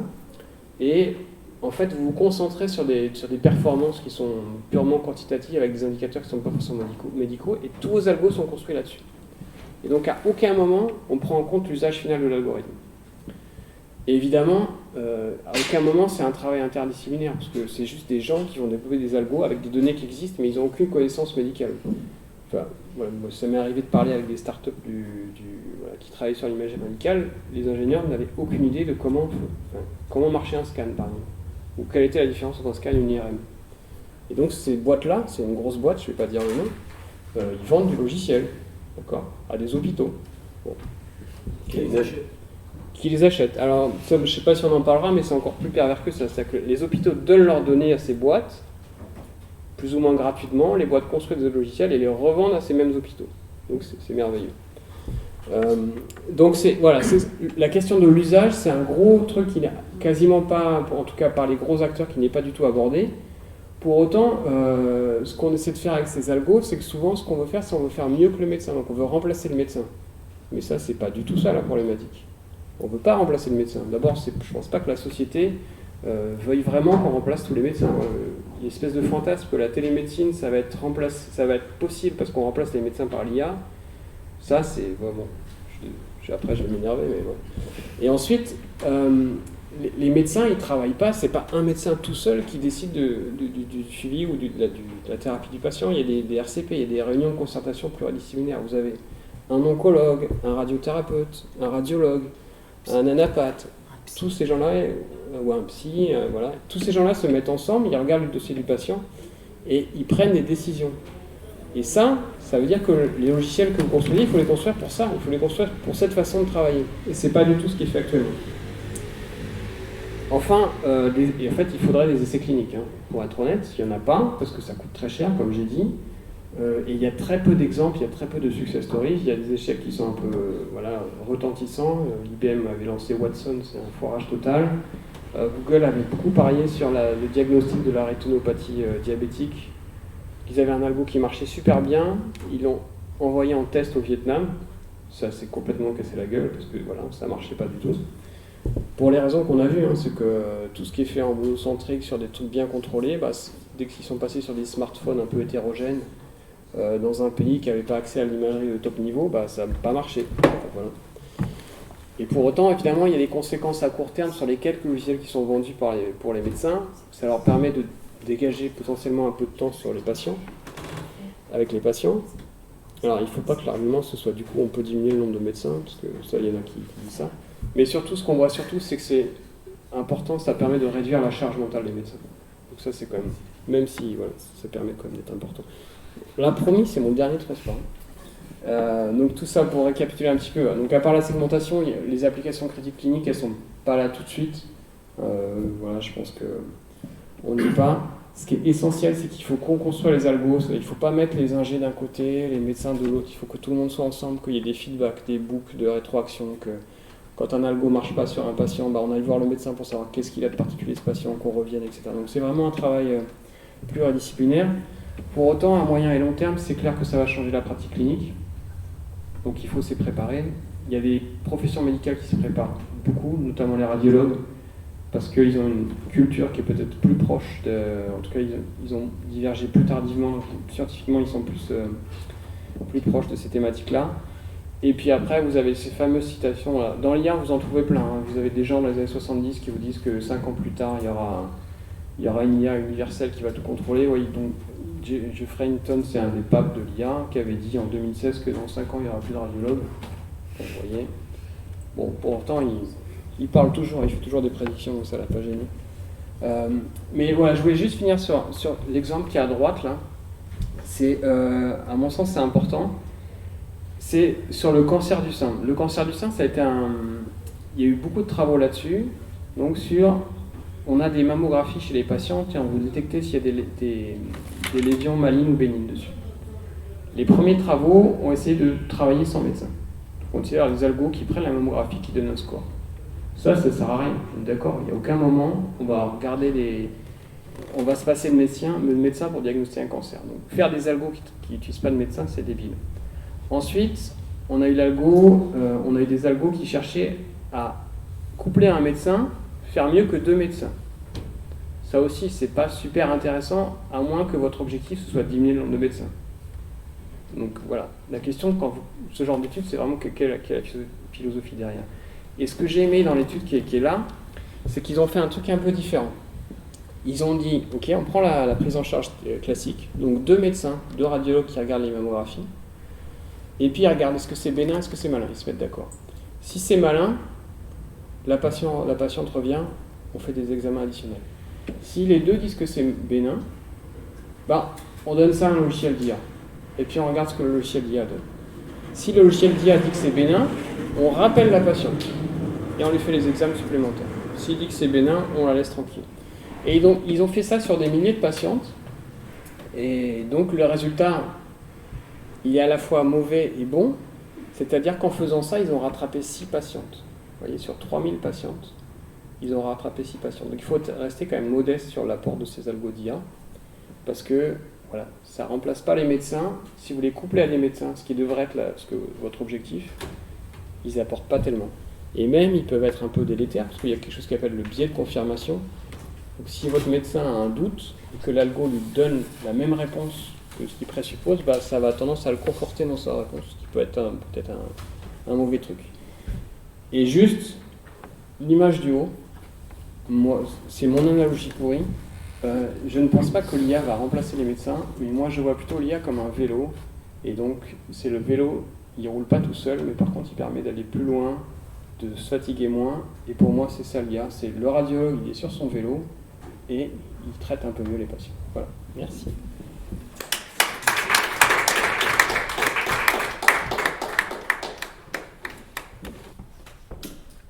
Du coup, je vais essayer d'aller relativement vite. Je pense en 15-20 minutes, je vais plier ça, notamment parce que tu as à peu près tout dit. Donc, il y a déjà des diapos qui sont prêtes. Donc, la citation de Jeff Hinton, je l'ai aussi. On pourra accélérer. Donc, moi, je suis sociologue. Je travaille sur l'innovation médicale et là, notamment dans le cadre d'un projet qui s'intéressait au développement de l'intelligence artificielle en médecine. Et l'idée, c'était un petit peu de regarder qu'est-ce qui existe véritablement et qu'est-ce que ça donne en pratique. Parce que c'est aussi ce qu'on voit, c'est pas le tout de créer des innovations, il faut encore qu'elles soient utilisées, dans quel cadre et à quel point est-ce que ça change la pratique. Donc moi, je vais intervenir un petit peu sur la fin de ce dont tu parlais, comment est-ce que ça peut transformer la pratique, comment est-ce qu'on gagne la confiance des radiologues ici notamment, moi dans mon cas, et comment est-ce qu'en fait ces réels utilisateurs de l'IA qui sont les médecins vont se saisir ou pas de ces nouveaux outils. Et alors pourquoi est-ce qu'on en parle? Et c'est ce que tu disais, c'est finalement l'IA en santé, ça a été une grosse thématique. On nous a dit qu'il y avait des données partout. On nous a dit qu'il y avait des data scientists et des ingénieurs qui allaient arriver, qui allaient prendre à bras le corps un problème et qu'ils allaient très vite le résoudre. Et en fait, des mois ou des années plus tard, le problème, on se rend compte que non, il est complexe. Et c'est pas tout d'être très bon à un IA pour véritablement faire des choses qui marchent en santé. Donc grosse mise en avant médiatique scientifique, beaucoup de promesses d'application dans le secteur, mais aussi beaucoup d'échecs et de déceptions. T'évoquais IBM, c'est quand même pas un géant, c'est quand même pas un minus, c'est plutôt un géant. Ils sont arrivés avec leurs gros sabots en disant qu'ils allaient révolutionner l'IA et la santé. Dans les faits, ils sont en train de revendre la filiale qu'ils avaient créée. Donc on a quand même des gros industriels qui connaissent des échecs. Donc nous, le but, c'est quand même de montrer que l'IA, c'est pas qu'un mythe, il y a des gens qui travaillent dessus, Olivier par exemple, il y a aussi des startups qui commencent en effet à vendre des logiciels. On peut se poser quelques questions sur le degré de pertinence réelle, mais voilà, donc il y a des choses qui sont désormais disponibles sur le marché, et donc on peut se demander quels sont les effets concrets en fait de l'introduction de ces outils, comment est-ce que les médecins se les approprient, et nous ce qu'on voit c'est qu'il y a un vrai travail des frontières, des juridictions professionnelles, donc c'est pas au sens juridique du terme, mais c'est plutôt le fait qu'il y a des espaces professionnels, et ça brouille un petit peu les frontières. Et donc nous, ce qu'on a regardé, c'est un peu l'idée de conflit de régulation en fait et de cadrage normatif. Qu'est-ce que je veux dire par là? C'est comment est-ce que quand on donne un logiciel à des médecins, ils vont essayer d'en réguler l'usage, de définir quel est le bon cadre de la pratique. Et donc le cadre normatif, c'est de dire quel est le bon usage que je dois en faire. D'après mes normes professionnelles, comment est-ce que je dois m'en servir? Et donc ça peut être fait par des médecins, des radiologues, il y a aussi des industriels qui interviennent là-dessus, et il y a aussi les agences de régulation. Ce que tu rappelais, et ça je vais passer très vite, l'IA en médecine c'est pas nouveau. L'IA ça existe depuis, on va dire, le terme il apparaît en 1956, en vrai ça remonte dans les années 40, il y a des premières recherches, mais il y a aussi déjà eu des premières applications en médecine dans les années 70. Le truc, ça n'a jamais été vraiment adopté en clinique. Et les évolutions technologiques, et notamment l'émergence du deep learning dans le cadre pour l'analyse d'images, notamment, et tout ce qui va être algorithme d'aide à la décision et détection, va quand même renouveler tout ça. Donc là, on est plutôt dans les années 2010, et c'est pour ça que depuis les années 2010, on a eu vraiment un renouveau et un boom des promesses d'application de l'IA en médecine. Et ça se traduit par une forte dynamique de mise sur le marché. Donc là, ici, si on regarde, c'est des logiciels en fait qui sont validés. Pour pouvoir être commercialisé, il faut être validé par le marquage CE en Europe et par la FDA, la Food and Drugs Administration, aux États-Unis. Et ce qu'on voit là ici, c'est qu'à partir de 2015, on commence à avoir une explosion en fait du nombre d'applications d'IA en médecine au sens large. Au moment du papier là, qui est présenté dans le graphe, il y avait 220 validations FDA. Quelques mois après ou un an après, on était déjà à plus de 340 marquages à la FDA. Donc on a eu là le boom que vous voyez à partir de 2018-2019. Vous le continuez en 2020, 2021, 2022.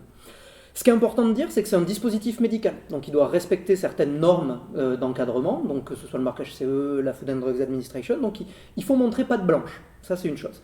Surtout, c'est à destination des professionnels. Et ça, c'est quelque chose dont on a peu parlé en réalité au début. On présente l'IA, la façon dont ça va perturber le système de santé ou les données, mais on a beaucoup parlé des patients, en fait.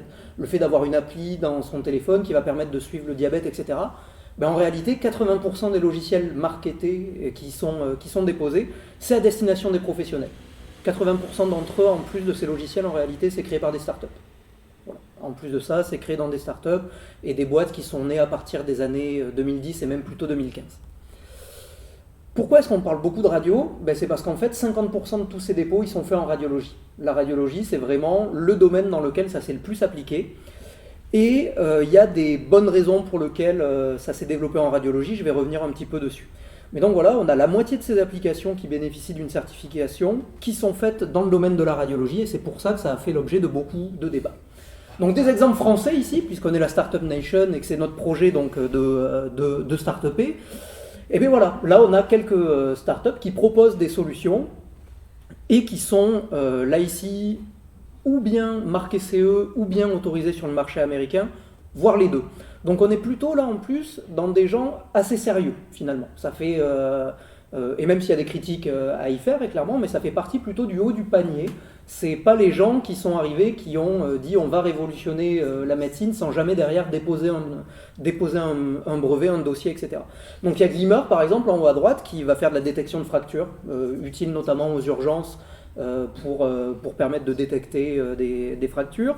AZMed également qui fait ce genre de détection de fractures. Pixil qui va plutôt être du côté de la neurologie, repérer des problématiques, des AVC, etc. Therapixel qui travaille sur le cancer du sein et sur le dépistage du cancer du sein. Et Incepto ensuite qui va plutôt être une plateforme pour le coup. Ils peuvent développer des algorithmes, mais eux leur truc c'est plutôt de proposer une plateforme dans laquelle ils vont commercialiser d'autres solutions. On le voit bien là ici, un des enjeux c'est aussi ça, c'est qu'il y a plein d'algorithmes et plein de choses différentes. Et si vous dites à un radiologue qui va être déjà remplacé par un algorithme, ça c'est pas super vendeur.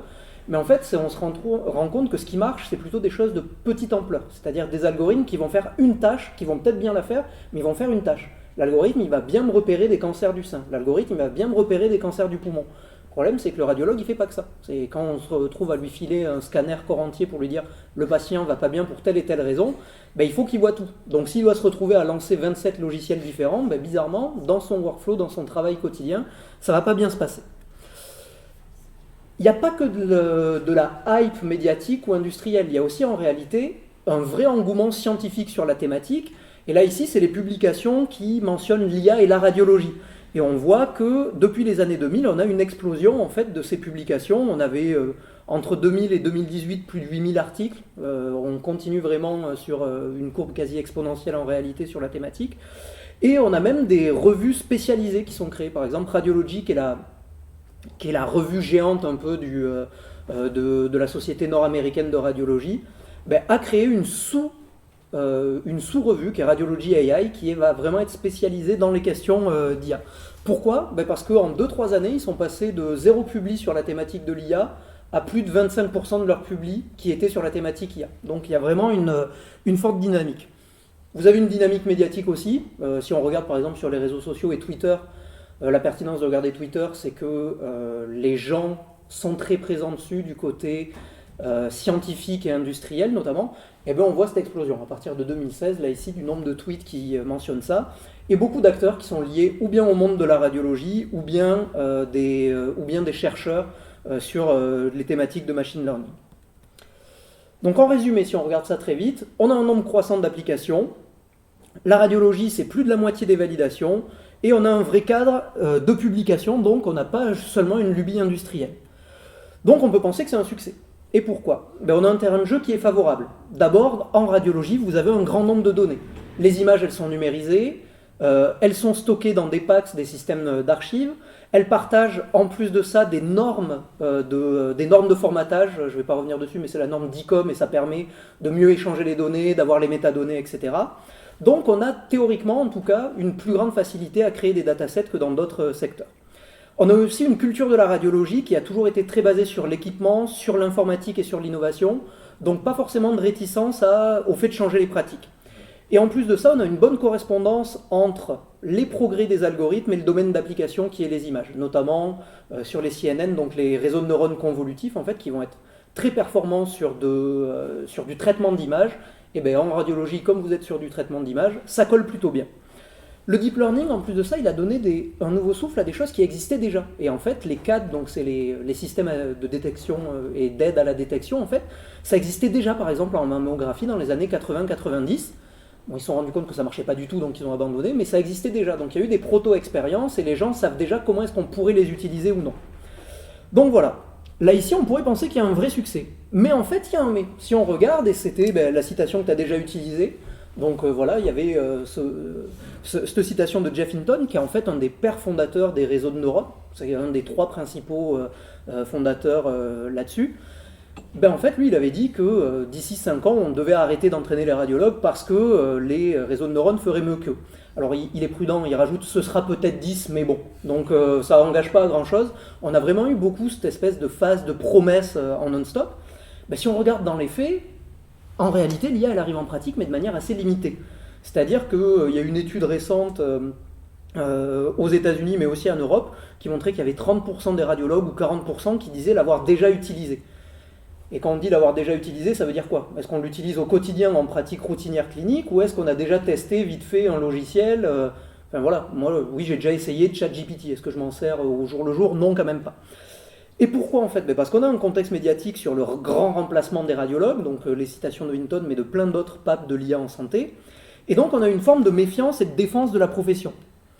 Et là ici c'est ça qui est intéressant, c'est de regarder dans les faits qu'est-ce qui s'est passé. Donc il y a eu une forme de critique, mais pas un simple refus en fait, plutôt un enjeu de réappropriation par les radiologues. Donc là ici il y avait une question de travail de la légitimité, de l'exclusivité de l'expertise médicale. C'est-à-dire que si on arrive et qu'on dit au radiologue on va te remplacer, bizarrement il n'a pas trop envie d'acheter le logiciel, mais même si on lui dit en fait je fais mieux que toi, forcément c'est pas quelque chose qui est hyper vendeur. Donc là il y avait la question déjà de garder l'exclusivité de la compétence. Et à ce titre, il y a eu une forme d'inquiétude dans les rangs des radiologues. Il y avait 30 à 40% des radiologues qui pensaient que l'IA pouvait constituer une menace pour leur activité. Et donc plutôt que de refuser, il y a eu une réaction qui a été de se réapproprier l'objet. Donc plutôt que de laisser ça à des informaticiens, à des mathématiciens ou à des ingénieurs dans des startups, ça a été de dire on va s'approprier ça, on va commencer à travailler avec eux, on va publier sur la question. Et donc voilà, ils ont publié des articles scientifiques, ils ont publié des lignes directrices, des formats d'évaluation, ils ont publié des recommandations sur la façon de faire de l'évaluation, ou même, et ça c'est autre chose, des espèces de grilles de lecture des métriques utilisées dans l'IA. C'est-à-dire, je suis radiologue lambda, mon métier c'est pas d'être un grand boss du deep learning. Par contre, pour pouvoir causer avec un industriel ou quelqu'un qui veut me vendre son logiciel, il faut que je sache un minimum quelles sont les métriques utilisées et comment les interpréter. Donc voilà, eux ce qu'ils essayent de faire, c'est de définir le bon usage de l'IA.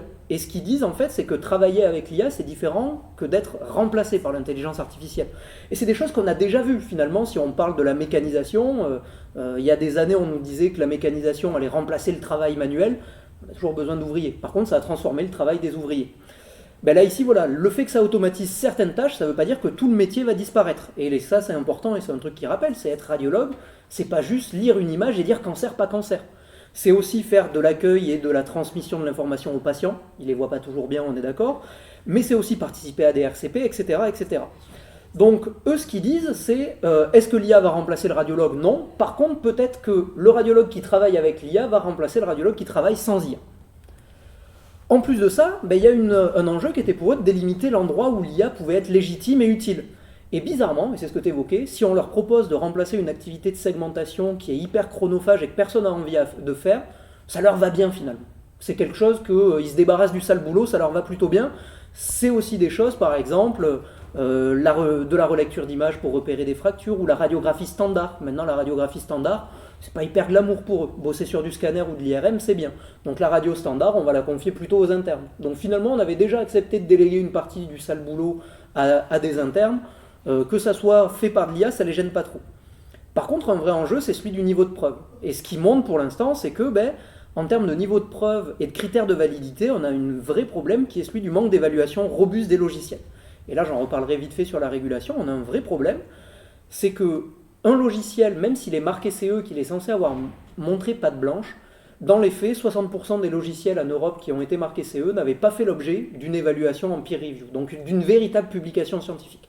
Ça ne veut pas dire qu'il n'y a aucune donnée. Ils sont obligés de présenter des données au moment de leur candidature, en fait, de leur évaluation. Mais voilà, il n'y a pas forcément de publication. Et il y a quelques startups, par contre, qui s'engagent dans cette voie-là. Tu l'évoquais rapidement, très peu d'essais cliniques. Quand on a des essais cliniques, c'est des essais rétrospectifs. Qu'est-ce que ça veut dire ? On prend des données qui existent déjà, on sait déjà, par exemple, parce qu'il y a une biopsie, s'il y a eu un cancer ou pas, on demande à des radiologues de relire ces images avec ou sans IA, et ensuite on dit cancer, pas cancer, est-ce qu'on fait mieux avec l'IA ? Il y a plein de problèmes là-dessus, on n'est pas en situation réelle, et surtout, souvent, on fait des datasets un peu artificiels dans lesquels on enrichit le nombre d'apparitions de cancer. Si vous êtes radiologue et vous regardez des cancers du sein, en fait, il y a très peu de prévalence de cancer du sein. Donc si vous deviez faire vraiment une série de lectures, il faudrait lire des milliers de cas pour que ça devienne significatif. Donc ce qu'on fait, on augmente dans les datasets le nombre de cancers. Problématique, le radiologue il se rend bien compte qu'il y a quelque chose qui ne va pas. Normalement j'en identifie quelques pourcents et là en fait j'ai 20-30%, la moitié de mes cas qui m'ont l'air d'être cancéreux. Ça change ma pratique. Le radiologue normalement il regarde aussi l'antériorité des examens. Il y a quelques logiciels qui permettent de le faire maintenant, mais voilà. Et surtout le radiologue il peut parler à Michel, son collègue, quand il a un doute. Il peut aller voir son collègue à côté et lui dire en fait là j'ai un doute, qu'est-ce que t'en penses ? Donc là évidemment on est dans des conditions assez artificielles. Il y a quelques essais cliniques prospectifs, multicentriques qui commencent à être lancés, mais on est vraiment au tout début de la phase d'évaluation, ce qui pose question quand on voit qu'en réalité il y a déjà des choses commercialisées. Donc voilà, là il y a cet enjeu pour eux de définir des bonnes pratiques et il y a les sociétés savantes qui s'en sont saisies. Donc ça pose une vraie question. Et d'ailleurs, les industriels qui sont vraiment en avant sur la question ont un peu fait cette espèce de shift, c'est on passe des promesses industrielles à une espèce d'adaptation du discours. Parce qu'on a une transformation du marché qui est réelle. On a un flot de nouveaux arrivants avec des startups dans tous les sens, des acteurs historiques qui étaient un petit peu en retrait. Donc ce qui a un petit peu changé en réalité, c'est qu'il y a beaucoup de constructeurs qui déposaient pas tellement de choses. En réalité, maintenant, ils déposent beaucoup de choses, mais plutôt du côté de la reconstruction des images, de l'acquisition, pas forcément du côté qui est le plus débattu médiatiquement, qui est celui de l'aide à la décision, par exemple. Mais en réalité, ils font des choses plutôt sur ce qui se passe à l'intérieur de leur propre machine. Et en plus, on a une vraie différence de culture entre des industriels qui viennent de l'univers du dispositif médical et celles qui viennent du côté très numérique, qui n'avaient pas l'habitude de respecter ces règles. Et ça, c'est un véritable problème. On a eu une multiplication des promesses marketing, donc c'est un peu la première diapo que tu montrais, c'est on va améliorer la productivité, on va diminuer la fatigue, on va réduire les erreurs médicales, on va améliorer la prédiction des diagnostics, etc. Et on le voit en fait, on est passé d'un discours qui était on va remplacer le médecin à je vais utiliser des arguments qui peuvent parler à mes radiologues. Si je lui dis je vais vous éviter le burn-out et on va avoir un meilleur taux de précision, ça va éviter en plus de ça les recours juridiques, forcément ça parle un peu mieux. Et s'ils ajustent ça, évidemment, il y a un enjeu évidemment de s'adapter à la cible de vente, mais c'est aussi parce qu'en réalité, ils ont besoin des radiologues. Ils ont besoin des radiologues pour accéder aux données, mais ils ont aussi besoin des radiologues pour pouvoir faire ces essais cliniques et pour pouvoir faire derrière tout ce qui va être l'enjeu de publication. En plus de ça, ils ont des intérêts communs en réalité, les industriels et les radiologues, c'est la question du modèle économique, et de dire comment est-ce qu'on va prendre en charge pour l'instant ce surcoût. Parce que c'est la question, c'est comment est-ce qu'on finance ces logiciels pour l'instant. Il y en a plein qui sont mis sur le marché et pour l'instant il y en a très peu qui sont vendus parce que tous les chiffres sur leur nombre d'utilisateurs c'est des chiffres qu'ils ont obtenus parce qu'ils ont mis à disposition gratuitement les logiciels. Le deal c'était vous me donnez accès à vos données, moi je vous donne accès à votre logiciel. Et donc ça a permis comme ça de faire des stats assez jolies en mode on est présent dans tant de centres avec tant de radiologues, mais pour l'instant il n'y a personne qui a payé pour. Pour l'instant, c'est vraiment une vraie question là, et de se demander quel va être le modèle économique. Et en France, une vraie question, c'est celle du remboursement par l'État, parce que c'est ça un petit peu la question. Et comme on est avec des logiciels à destination des professionnels, c'est assez compliqué d'obtenir un remboursement. Quand c'est à destination des patients, la forme d'évaluation et la procédure d'évaluation et de remboursement est assez claire. Quand c'est à destination des professionnels, c'est beaucoup plus compliqué parce que pour la faire Grosso modo, ça demande une modification de la tarification des actes médicaux et ça met des années à être acté. Et c'est là qu'on tombe sur la question des régulations. Et pour l'instant, en fait, les agences de régulation et les régulations administratives du secteur, elles sont assez en retrait. Pourquoi ? Les dispositifs médicaux, ils sont en réalité beaucoup moins bien scrutés et surveillés que le médicament, par exemple. Si on regarde les degrés d'exigence pour pouvoir commercialiser un médicament par rapport à un dispositif médical, c'est des règles d'enfant en comparaison, réellement. On dit aussi qu'il y a une inadéquation du marquage CE. Par exemple, c'est le fait qu'on peut avoir un marquage CE sans avoir véritablement de publication. Derrière, les industriels soulignent aussi des problèmes, c'est-à-dire que le côté innovant des solutions d'IA font qu'on n'est pas véritablement sur quelque chose de très adapté dans les cases qui existent déjà. Tu évoquais les risques de drift et le fait que les logiciels doivent être contrôlés au fur et à mesure de l'évolution, et donc dans l'idéal, il faudrait aussi qu'ils s'adaptent aux données. Dans les faits, c'est illégal, on n'a pas le droit. Une fois qu'on publie une version du logiciel, elle est arrêtée, on peut la modifier, mais ça fait l'objet d'une nouvelle version. Donc l'espèce de mythe de le logiciel qui continuerait à s'appliquer au fur et à mesure et à s'auto-adapter, dans les faits, on n'a pas le droit. Donc ça pose vraiment des questions. Il y a eu une modification du MDR, donc c'est la Medical Device Regulation, où là par contre, il y a eu des choses un petit peu faites. On a mis en place des choses pour encadrer un peu mieux les logiciels. Il y a la HAS, la Haute Autorité de Santé, qui a publié une grille sur l'évaluation de l'IA. Mais voilà, on est encore dans des choses assez floues. Et c'est quelqu'un à la HAS qui me disait, en réalité, la vraie entrée, c'est côté professionnel. Nous, on a évalué un peu côté patient, mais côté professionnel, on n'évalue strictement rien. Et ça pose d'autant plus question que le débat public, il est assez en décalage également. On a eu des débats publics sur l'intelligence artificielle, sur les données, mais qui a plutôt porté sur les enjeux de données, par exemple sur le Health Data Hub, le fait qu'il y ait une souveraineté des données ou pas, est-ce qu'on allait confier des données de santé des Français à Microsoft, etc. Ça, on a eu un débat. On peut avoir un débat public qui va être, par exemple, sur les enjeux de reconnaissance faciale, etc. Mais sur la question des données de santé côté professionnel, on a très peu de choses. On a des choses côté patient, mais très peu de choses côté professionnel. C'est en cours de construction. Il y a la loi française de bioéthique, il y a des engagements au niveau de la régulation européenne sur la garantie humaine, le fait que vous ayez le droit qu'il y ait toujours au moins un humain dans la boucle en fait, pour vérifier ça, mais c'est assez peu clair. Et donc les régulations et les grandes recommandations, elles sont plutôt sur des grands principes éthiques, sur la question des données personnelles, le RGPD, on a des choses, sur le reste, pas tellement. Et ça pose vraiment question, parce qu'on commence à se rendre compte qu'il y a des choses très problématiques. Au-delà des questions d'entraînement des logiciels, par exemple, c'est le cas que tu évoquais, tigre ou chat. Il y a eu un des exemples classiques, c'était chien ou loup. Et en fait, on s'est rendu compte que le logiciel, il arrivait surtout à déterminer les loups parce qu'il y avait de la neige. Là ici, comment est-ce qu'on calcule ça ? Ça peut être problématique, mais il y a des choses aussi qu'on ne voit pas. Les radiologues se sont rendus compte, il y a une étude récente publiée en fin de l'année 2022, ils se sont rendus compte qu'ils pouvaient identifier l'origine ethnique d'un patient à partir de données, chose qu'eux ne sont pas capables de faire à l'œil nu. Mais l'algorithme arrive à les détecter. Et le problème, c'est à quel point est-ce que ça entre ensuite en compte ou pas dans la construction de l'algorithme. Donc des vraies questions d'enjeux citoyens qui se posent de ce côté-là. Et donc si je dois terminer, j'ai essayé d'accélérer un petit peu, désolé si c'est trop rapide, on a vraiment un marché qui est en cours de construction avec l'arrivée de nouveaux acteurs, donc il ne faudrait pas dire que ça n'existe absolument pas ou que ce ne serait qu'un mythe. Par contre, et c'est ce que tu disais, on est loin d'avoir une vraie révolution du monde médical. Si on arrive déjà à gagner du temps pour les médecins, ce serait pas mal. On est très loin d'avoir le fait de remplacer les médecins, et la vraie question, c'est plutôt de se demander comment est-ce que les médecins vont travailler avec l'IA. On a des enjeux qui sont forts entre les différents acteurs, que ce soit les radiologues, les industriels et le régulateur, et de en fait définir des zones un petit peu de juridiction et de dire, là en fait c'est ma chasse gardée et comment ça se passe. On a une transformation en cours au sein de la radiologie, avec une mobilisation de la profession, mais on a une vraie question qui est cette espèce de petit focus sur des dispositifs professionnels, alors que ce que le système pour l'instant encadre le mieux, c'est plutôt le médicament et plutôt ce qui est à destination des patients. J'arrête là-dessus, et peut-être juste pour rebondir, ça par exemple, c'est un truc qui est assez important, c'est la question de comment est-ce qu'on perçoit les algorithmes. Et il y a plusieurs études sur est-ce qu'on a une espèce de réticence au conseil de l'IA ou est-ce qu'on a une appétence en fait pour les conseils de l'IA. Et là ici, on a une étude à droite qui nous présente des radiologues et des gens qui sont plutôt l'équivalent de médecins urgentistes en France, et qui notent la qualité de conseils donnés ou bien par l'IA ou bien par des humains. On voit que les urgentistes, c'est assez neutre. Les radiologues, on voit par contre qu'ils sont bien plus méfiants à l'égard de l'IA. On voit là ici, le score, il est beaucoup plus bas sur leur degré de confiance. À part qu'en fait, c'est un piège cette étude, tous les conseils avaient été générés par des humains. Donc le seul fait de dire que c'est de l'IA, les radiologues sont plus prudents. Ce qui pose de grandes questions derrière sur l'usage réel en pratique. Je m'arrête là pour qu'on puisse avoir une discussion possiblement. Merci.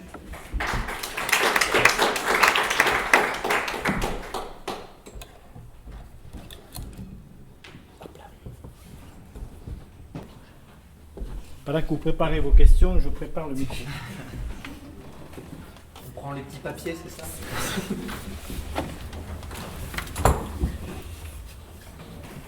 En fait, au début, je me souviens dans une de vos diapos, une des premières diapos, il était mentionné que les atouts potentiels de l'IA par rapport à ça pouvait être une amélioration de relation soignant-soigné. Et si je comprends bien, c'est à travers le gain de temps potentiel qu'on peut espérer cela. Mais c'est vraiment qu'un espoir, vu que l'effectif de médecins peut tout à fait être réduit en proportion également. Oui, il y a d'autres trucs, par exemple, il y a un projet à Bordeaux là où ce qu'ils font, c'est des patients qui sont atteints de tumeurs rénales et grâce à l'IA, ils segmentent le rein et sa tumeur, ils l'impriment en 3D et il y a une discussion entre le praticien et le patient autour de ce modèle 3D de la tumeur et de sa tumeur. Et donc ça permet une meilleure discussion. Dans ce sens-là, oui, on peut l'imaginer. Ouais. Que ce soit un support qui lui permette de mieux s'expliquer avec le patient. J'en ai pas parlé, mais c'est un moyen de visualiser la maladie de façon un peu différente. Après, chaque patient est différent, il y en a qui ne veulent pas du tout parler de la maladie, il y en a qui adorent avoir tout, les radios, les regarder chez eux, etc. Donc il y a des patients, je suis En tout cas, oui, je comprends que ça puisse être un support qui facilite la compréhension. Il y a compléter la question. Est-ce que c'est plus efficace que s'il y avait plus de médecins, plus de temps pour chaque patient, plus de besoin de moyens humains? C'est exactement ma dernière phrase à peu près quand je suis intervenu à la station F. Je ne sais pas si vous voyez ce que c'est l'espèce de grand-messe des startups financée par Xavier Niel, si je ne dis pas de bêtises, et où le débat était justement sur l'utilité réelle, etc. Et il ne faudrait pas justement que l'IA soit une espèce d'excuse pour ne pas investir dans la santé. Et c'est ce que tu évoquais aussi, c'est si l'IA en fait est seulement là pour améliorer les temps, mais que ce soit pas, par exemple, le radiologue possiblement pourrait aller plus vite avec l'IA. Pour l'instant, on n'a pas vraiment de données fiables sur la question, à part sur les questions de segmentation, où là c'est assez clair. Mais la question c'est qu'est-ce qu'on en fait derrière? Est-ce qu'il a plus de temps pour voir le patient ou est-ce qu'il a plus de temps pour lire d'autres clichés? Et pour augmenter la rentabilité la rentabilité dans le monde clinique, mais dans le monde de l'hôpital, juste de faire face à la demande accrue qui n'est pas compensée par un nombre de médecins supplémentaires. Pour l'instant, il y a quand même des petites améliorations de ce qu'on voit quand on utilise les deux ensemble, le médecin plus l'IA. Il y a généralement une amélioration donc de sensibilité, c'est peut-être pas très clair ça.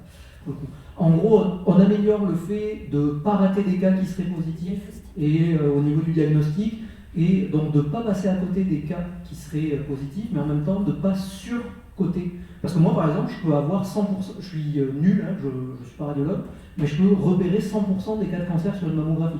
Il suffit que je dise il y a un cancer à chaque mammo. À la fin, j'ai raté aucun cas. Le problème, et c'est là tout l'enjeu, c'est l'IA, il faut réussir à mettre un petit curseur pour dire il faut que tu les repères tous, mais il ne faut pas que tu m'en marques trop, en fait. Parce que si tu m'en marques trop qui sont des cas négatifs, derrière, on va avoir une prise en charge médicale injustifiée. Et là, ici, c'est tout le problème. Donc là, ce qu'on voit, c'est que utiliser l'IA plus le médecin, ça permet d'améliorer un peu, grosso modo, parce qu'ils ne font pas les mêmes erreurs. Donc utiliser le médecin plus l'IA améliorerait quand même véritablement pas le pronostic véritablement, mais le dépistage, par exemple. Dans le cas du dépistage, ça permettrait d'améliorer. Mais en même temps, c'est un petit peu l'enjeu du travail d'équipe et du travail pluridisciplinaire. Alors c'est vrai que ça prend du temps. Où que ce soit, le travail d'équipe, ça bouffe du temps. Mais c'est aussi cette confrontation à un autre regard. Donc là, c'est celui d'IA, et je comprends que ça puisse qu'améliorer le diagnostic. C'est encore heureux, j'ai envie de dire, parce que sinon, ça servirait non plus. Recompléter, est-ce que les IA, est-ce qu'il y a des logiciels qui sont complémentaires au final? Comme deux médecins qui vont être dans des disciplines différentes aussi? Est-ce qu'ils se comprennent? Alors ça, je pense que je parlais des standards ouverts, c'est pas forcément le cas. Par exemple, il y a des logiciels de calcul de doses, ça c'est bien réglementé, donc souvent il y a la possibilité d'exporter, mais des fois il y a des logiciels de segmentation, on ne peut pas exporter, importer dans un autre logiciel. Ok, il n'y a pas une norme générale Non. entre tous les logiciels. Non.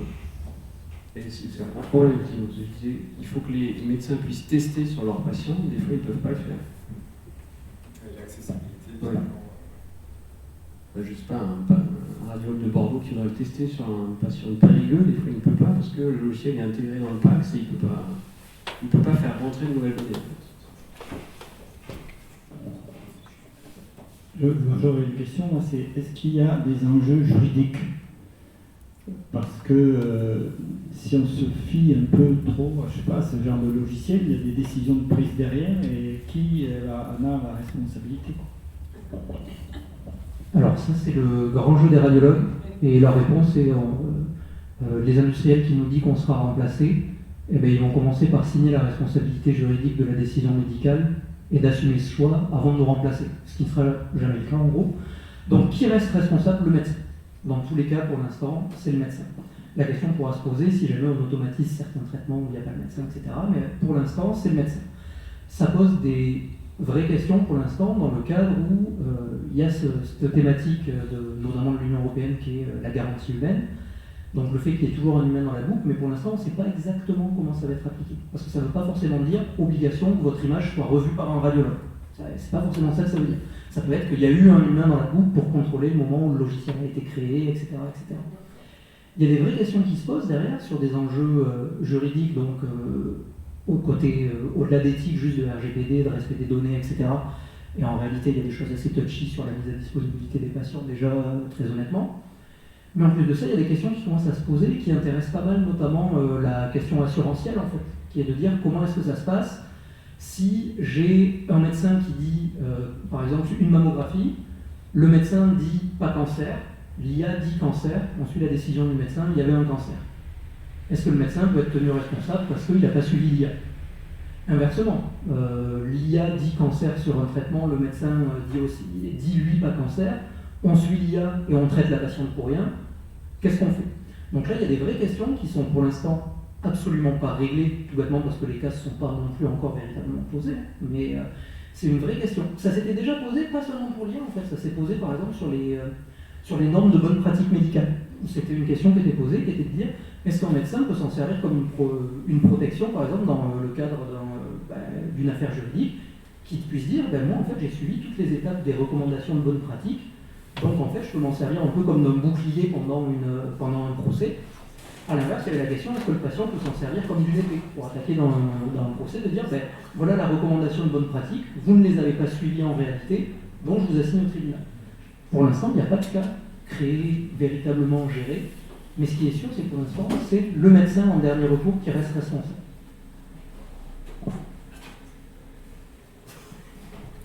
C'est un petit peu complémentaire de cette question-là. En tant que patient, comment on sait s'il y a une IA qui est utilisée pour les diagnostics? Est-ce qu'on a accès à ce genre d'infos? Est-ce que c'est une IA online, une IA à simple? En théorie ou en pratique? En pratique. Alors, en pratique, pour l'instant, très mal. Dans les faits, et c'est prévu par l'encadrement, normalement, il doit y avoir une information au patient si une des décisions importantes est prise avec conseil de l'IA. Une information, pas forcément une autorisation. Il n'y a pas forcément besoin d'un consentement éclairé, mais il faut qu'il y ait l'information. Dans les faits, pour l'instant, les patients ne le savent pas, avec une raison qui est aussi un petit peu différente, c'est qu'on est pour beaucoup des logiciels dans le cadre de recherche en réalité. Et l'encadrement des pratiques de recherche n'est pas exactement le même. Vous pouvez utiliser un logiciel dans le cadre de la recherche qui n'a pas été marqué CE, évidemment, puisque vous êtes dans le cadre de la recherche. Vous pouvez avoir des choses très spécifiques si vous l'utilisez dans le cadre de la recherche hospitalière, etc. C'est très différent pour les startups. Après, on a un problème qui est celui, par exemple, sur la mise à disponibilité des données du patient, par exemple, sur les images. Et là, le débat, c'est à qui appartiennent les images. Parce qu'en réalité, de fait, elles n'appartiennent pas au patient. Et c'est là une espèce de flou, en soi, c'est une donnée produite à partir du patient, mais elle appartient plutôt légalement jusque-là au radiologue ou plutôt à la structure qui a acquis l'image, et donc elle a le droit de derrière la commercialiser, la redonner, avec des normes d'anonymisation, etc., évidemment. Mais le patient n'a pas tellement son mot à dire là-dessus. Peut-être que toi, tu as plus le côté... Moi, je croyais que c'était à nous, la radio, enfin aux patients. Non? Actuellement, les radios ne sont pas notre propriété en tant que patient. Pas vraiment. La copie que tu donnes. Pardon? Le CD, le DVD. Peut-être que toi, t'as On plus. ne peut pas demander à être supprimé ou à ne pas être utilisé commercialement. Non, c'est clair que, enfin, un peu sur la logique de recherche, il y a aucun moyen pour le patient de savoir que. Et le biais, c'est que ces logiciels, ils produisent une réponse et ça peut influencer le médecin, même si c'est un logiciel de recherche. D'accord. Donc c'est un flou juridique sur la commercialisation de toutes ces données. Je pense qu'un avocat ou un expert juridique de la question vous donnerait une réponse plus précise et vous donnerait la réponse aussi de, dans le texte, ce que c'est. Moi, par contre, je peux vous répondre de dans les faits comment ça se passe. Il y a des accords qui sont signés, qui sont très carrés juridiquement, entre des startups, des hôpitaux, parce que des fois ils travaillent ensemble, et des cliniques. Et l'enjeu réel pour eux de la collaboration, c'est est-ce qu'on a accès aux données ou pas. Mais bon, dans aucun cas, on de signe de déclaration, de cession de droit, voilà. tout ça. Pour la recherche, le patient comme signe l'utilisation à des fins de recherche. Mais alors, il me semble que dans les RGPD, il doit savoir qui va toucher les données. Et en pratique, c'est ce que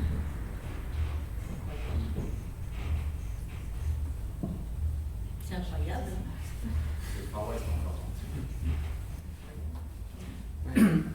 Le pire, c'est ce que je disais, c'est que c'est l'hôpital qui fournit des données patients à une boîte qui fait un logiciel qui, in fine, va leur vendre au même hôpital, parce que c'est pas actuellement le cas, mais ça va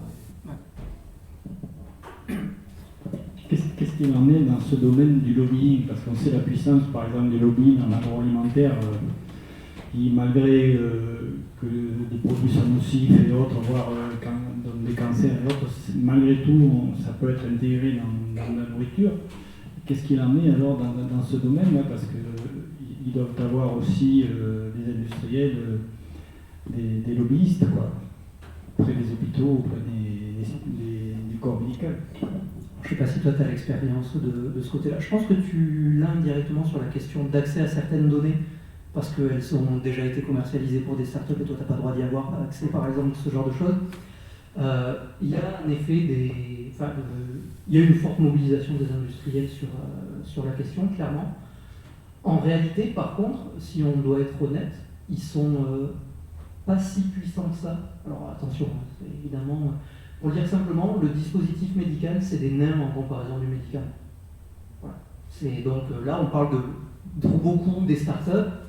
Il y a aussi des géants de l'imagerie qui sont derrière, désormais General Electric, Toshiba, Samsung, etc., Siemens, petite confusion, qui du coup sont sur le coup, mais qui ne sont pas forcément ceux qui ont le plus porté jusque-là. Ils commencent et ils rachètent des startups, mais même eux, en réalité, même un GD en comparaison du poids de l'industrie pharmaceutique en France, qui en plus de ça est implanté en France, en fait, sont assez presque négligeables. Par contre, ils jouent en réalité. Il y a notamment le SNITEM, qui est un syndicat national, notamment pour tout ce qui va être dispositif médical et beaucoup sur les questions d'imagerie, qui est mobilisé, qui essaye de faire en sorte que la question soit prise en compte.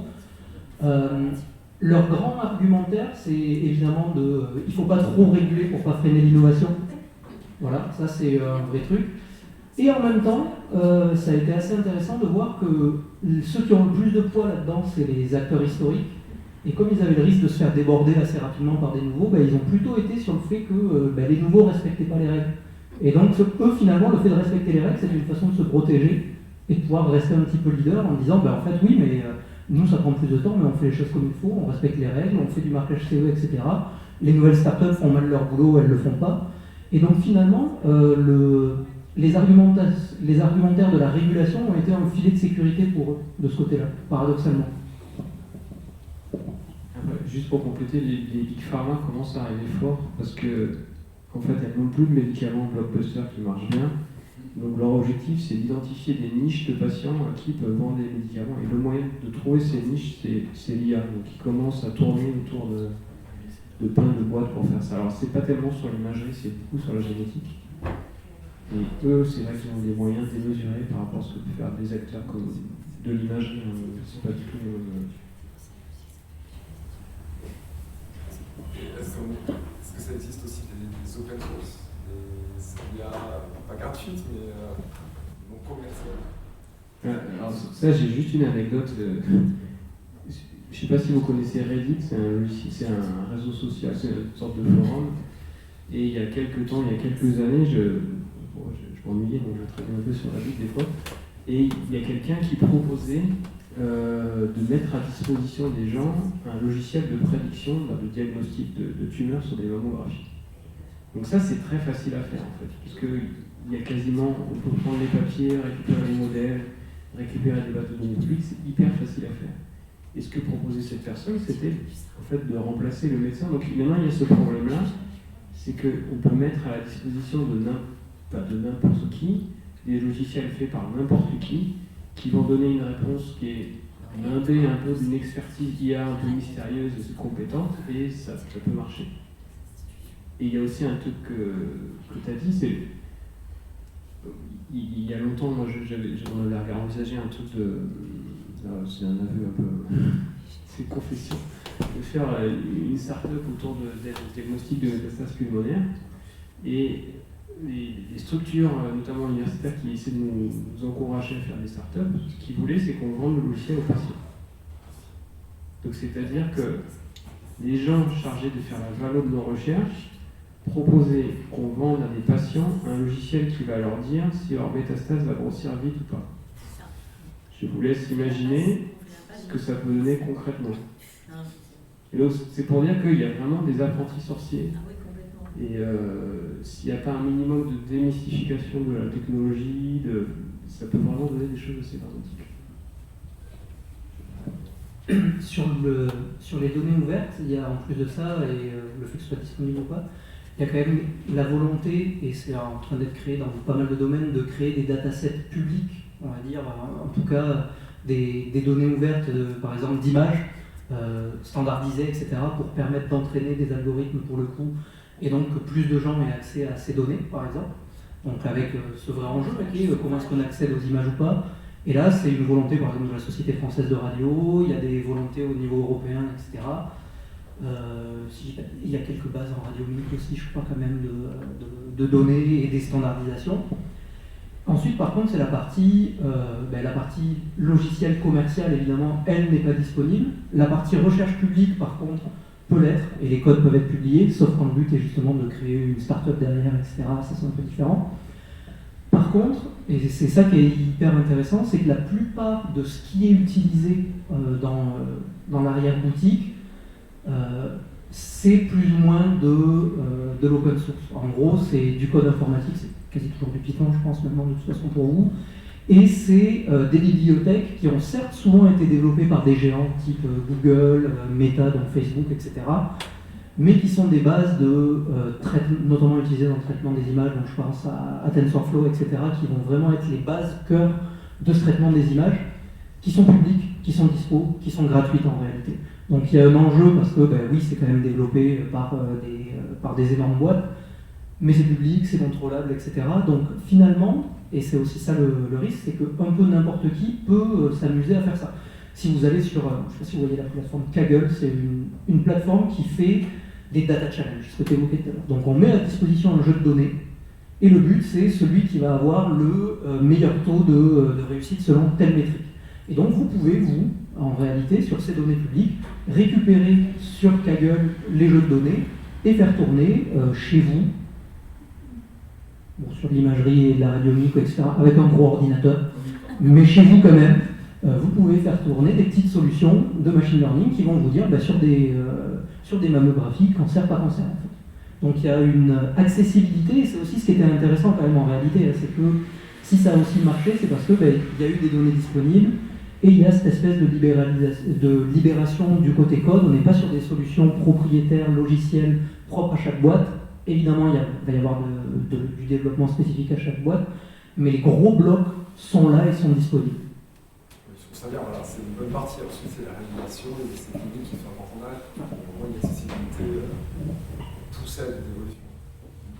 Il va falloir qu'on arrête notre soirée, parce qu'il est 21h, qu'il va falloir quitter la salle. Donc merci infiniment à vous deux pour votre apport critique sur ce domaine où je pense que nous sommes pour la plupart des néophytes, mais au moins ça nous amène un autre éclairage par rapport à ce qu'on peut entendre à droite, à gauche dans les médias. Merci infiniment à vous deux et merci à vous tous.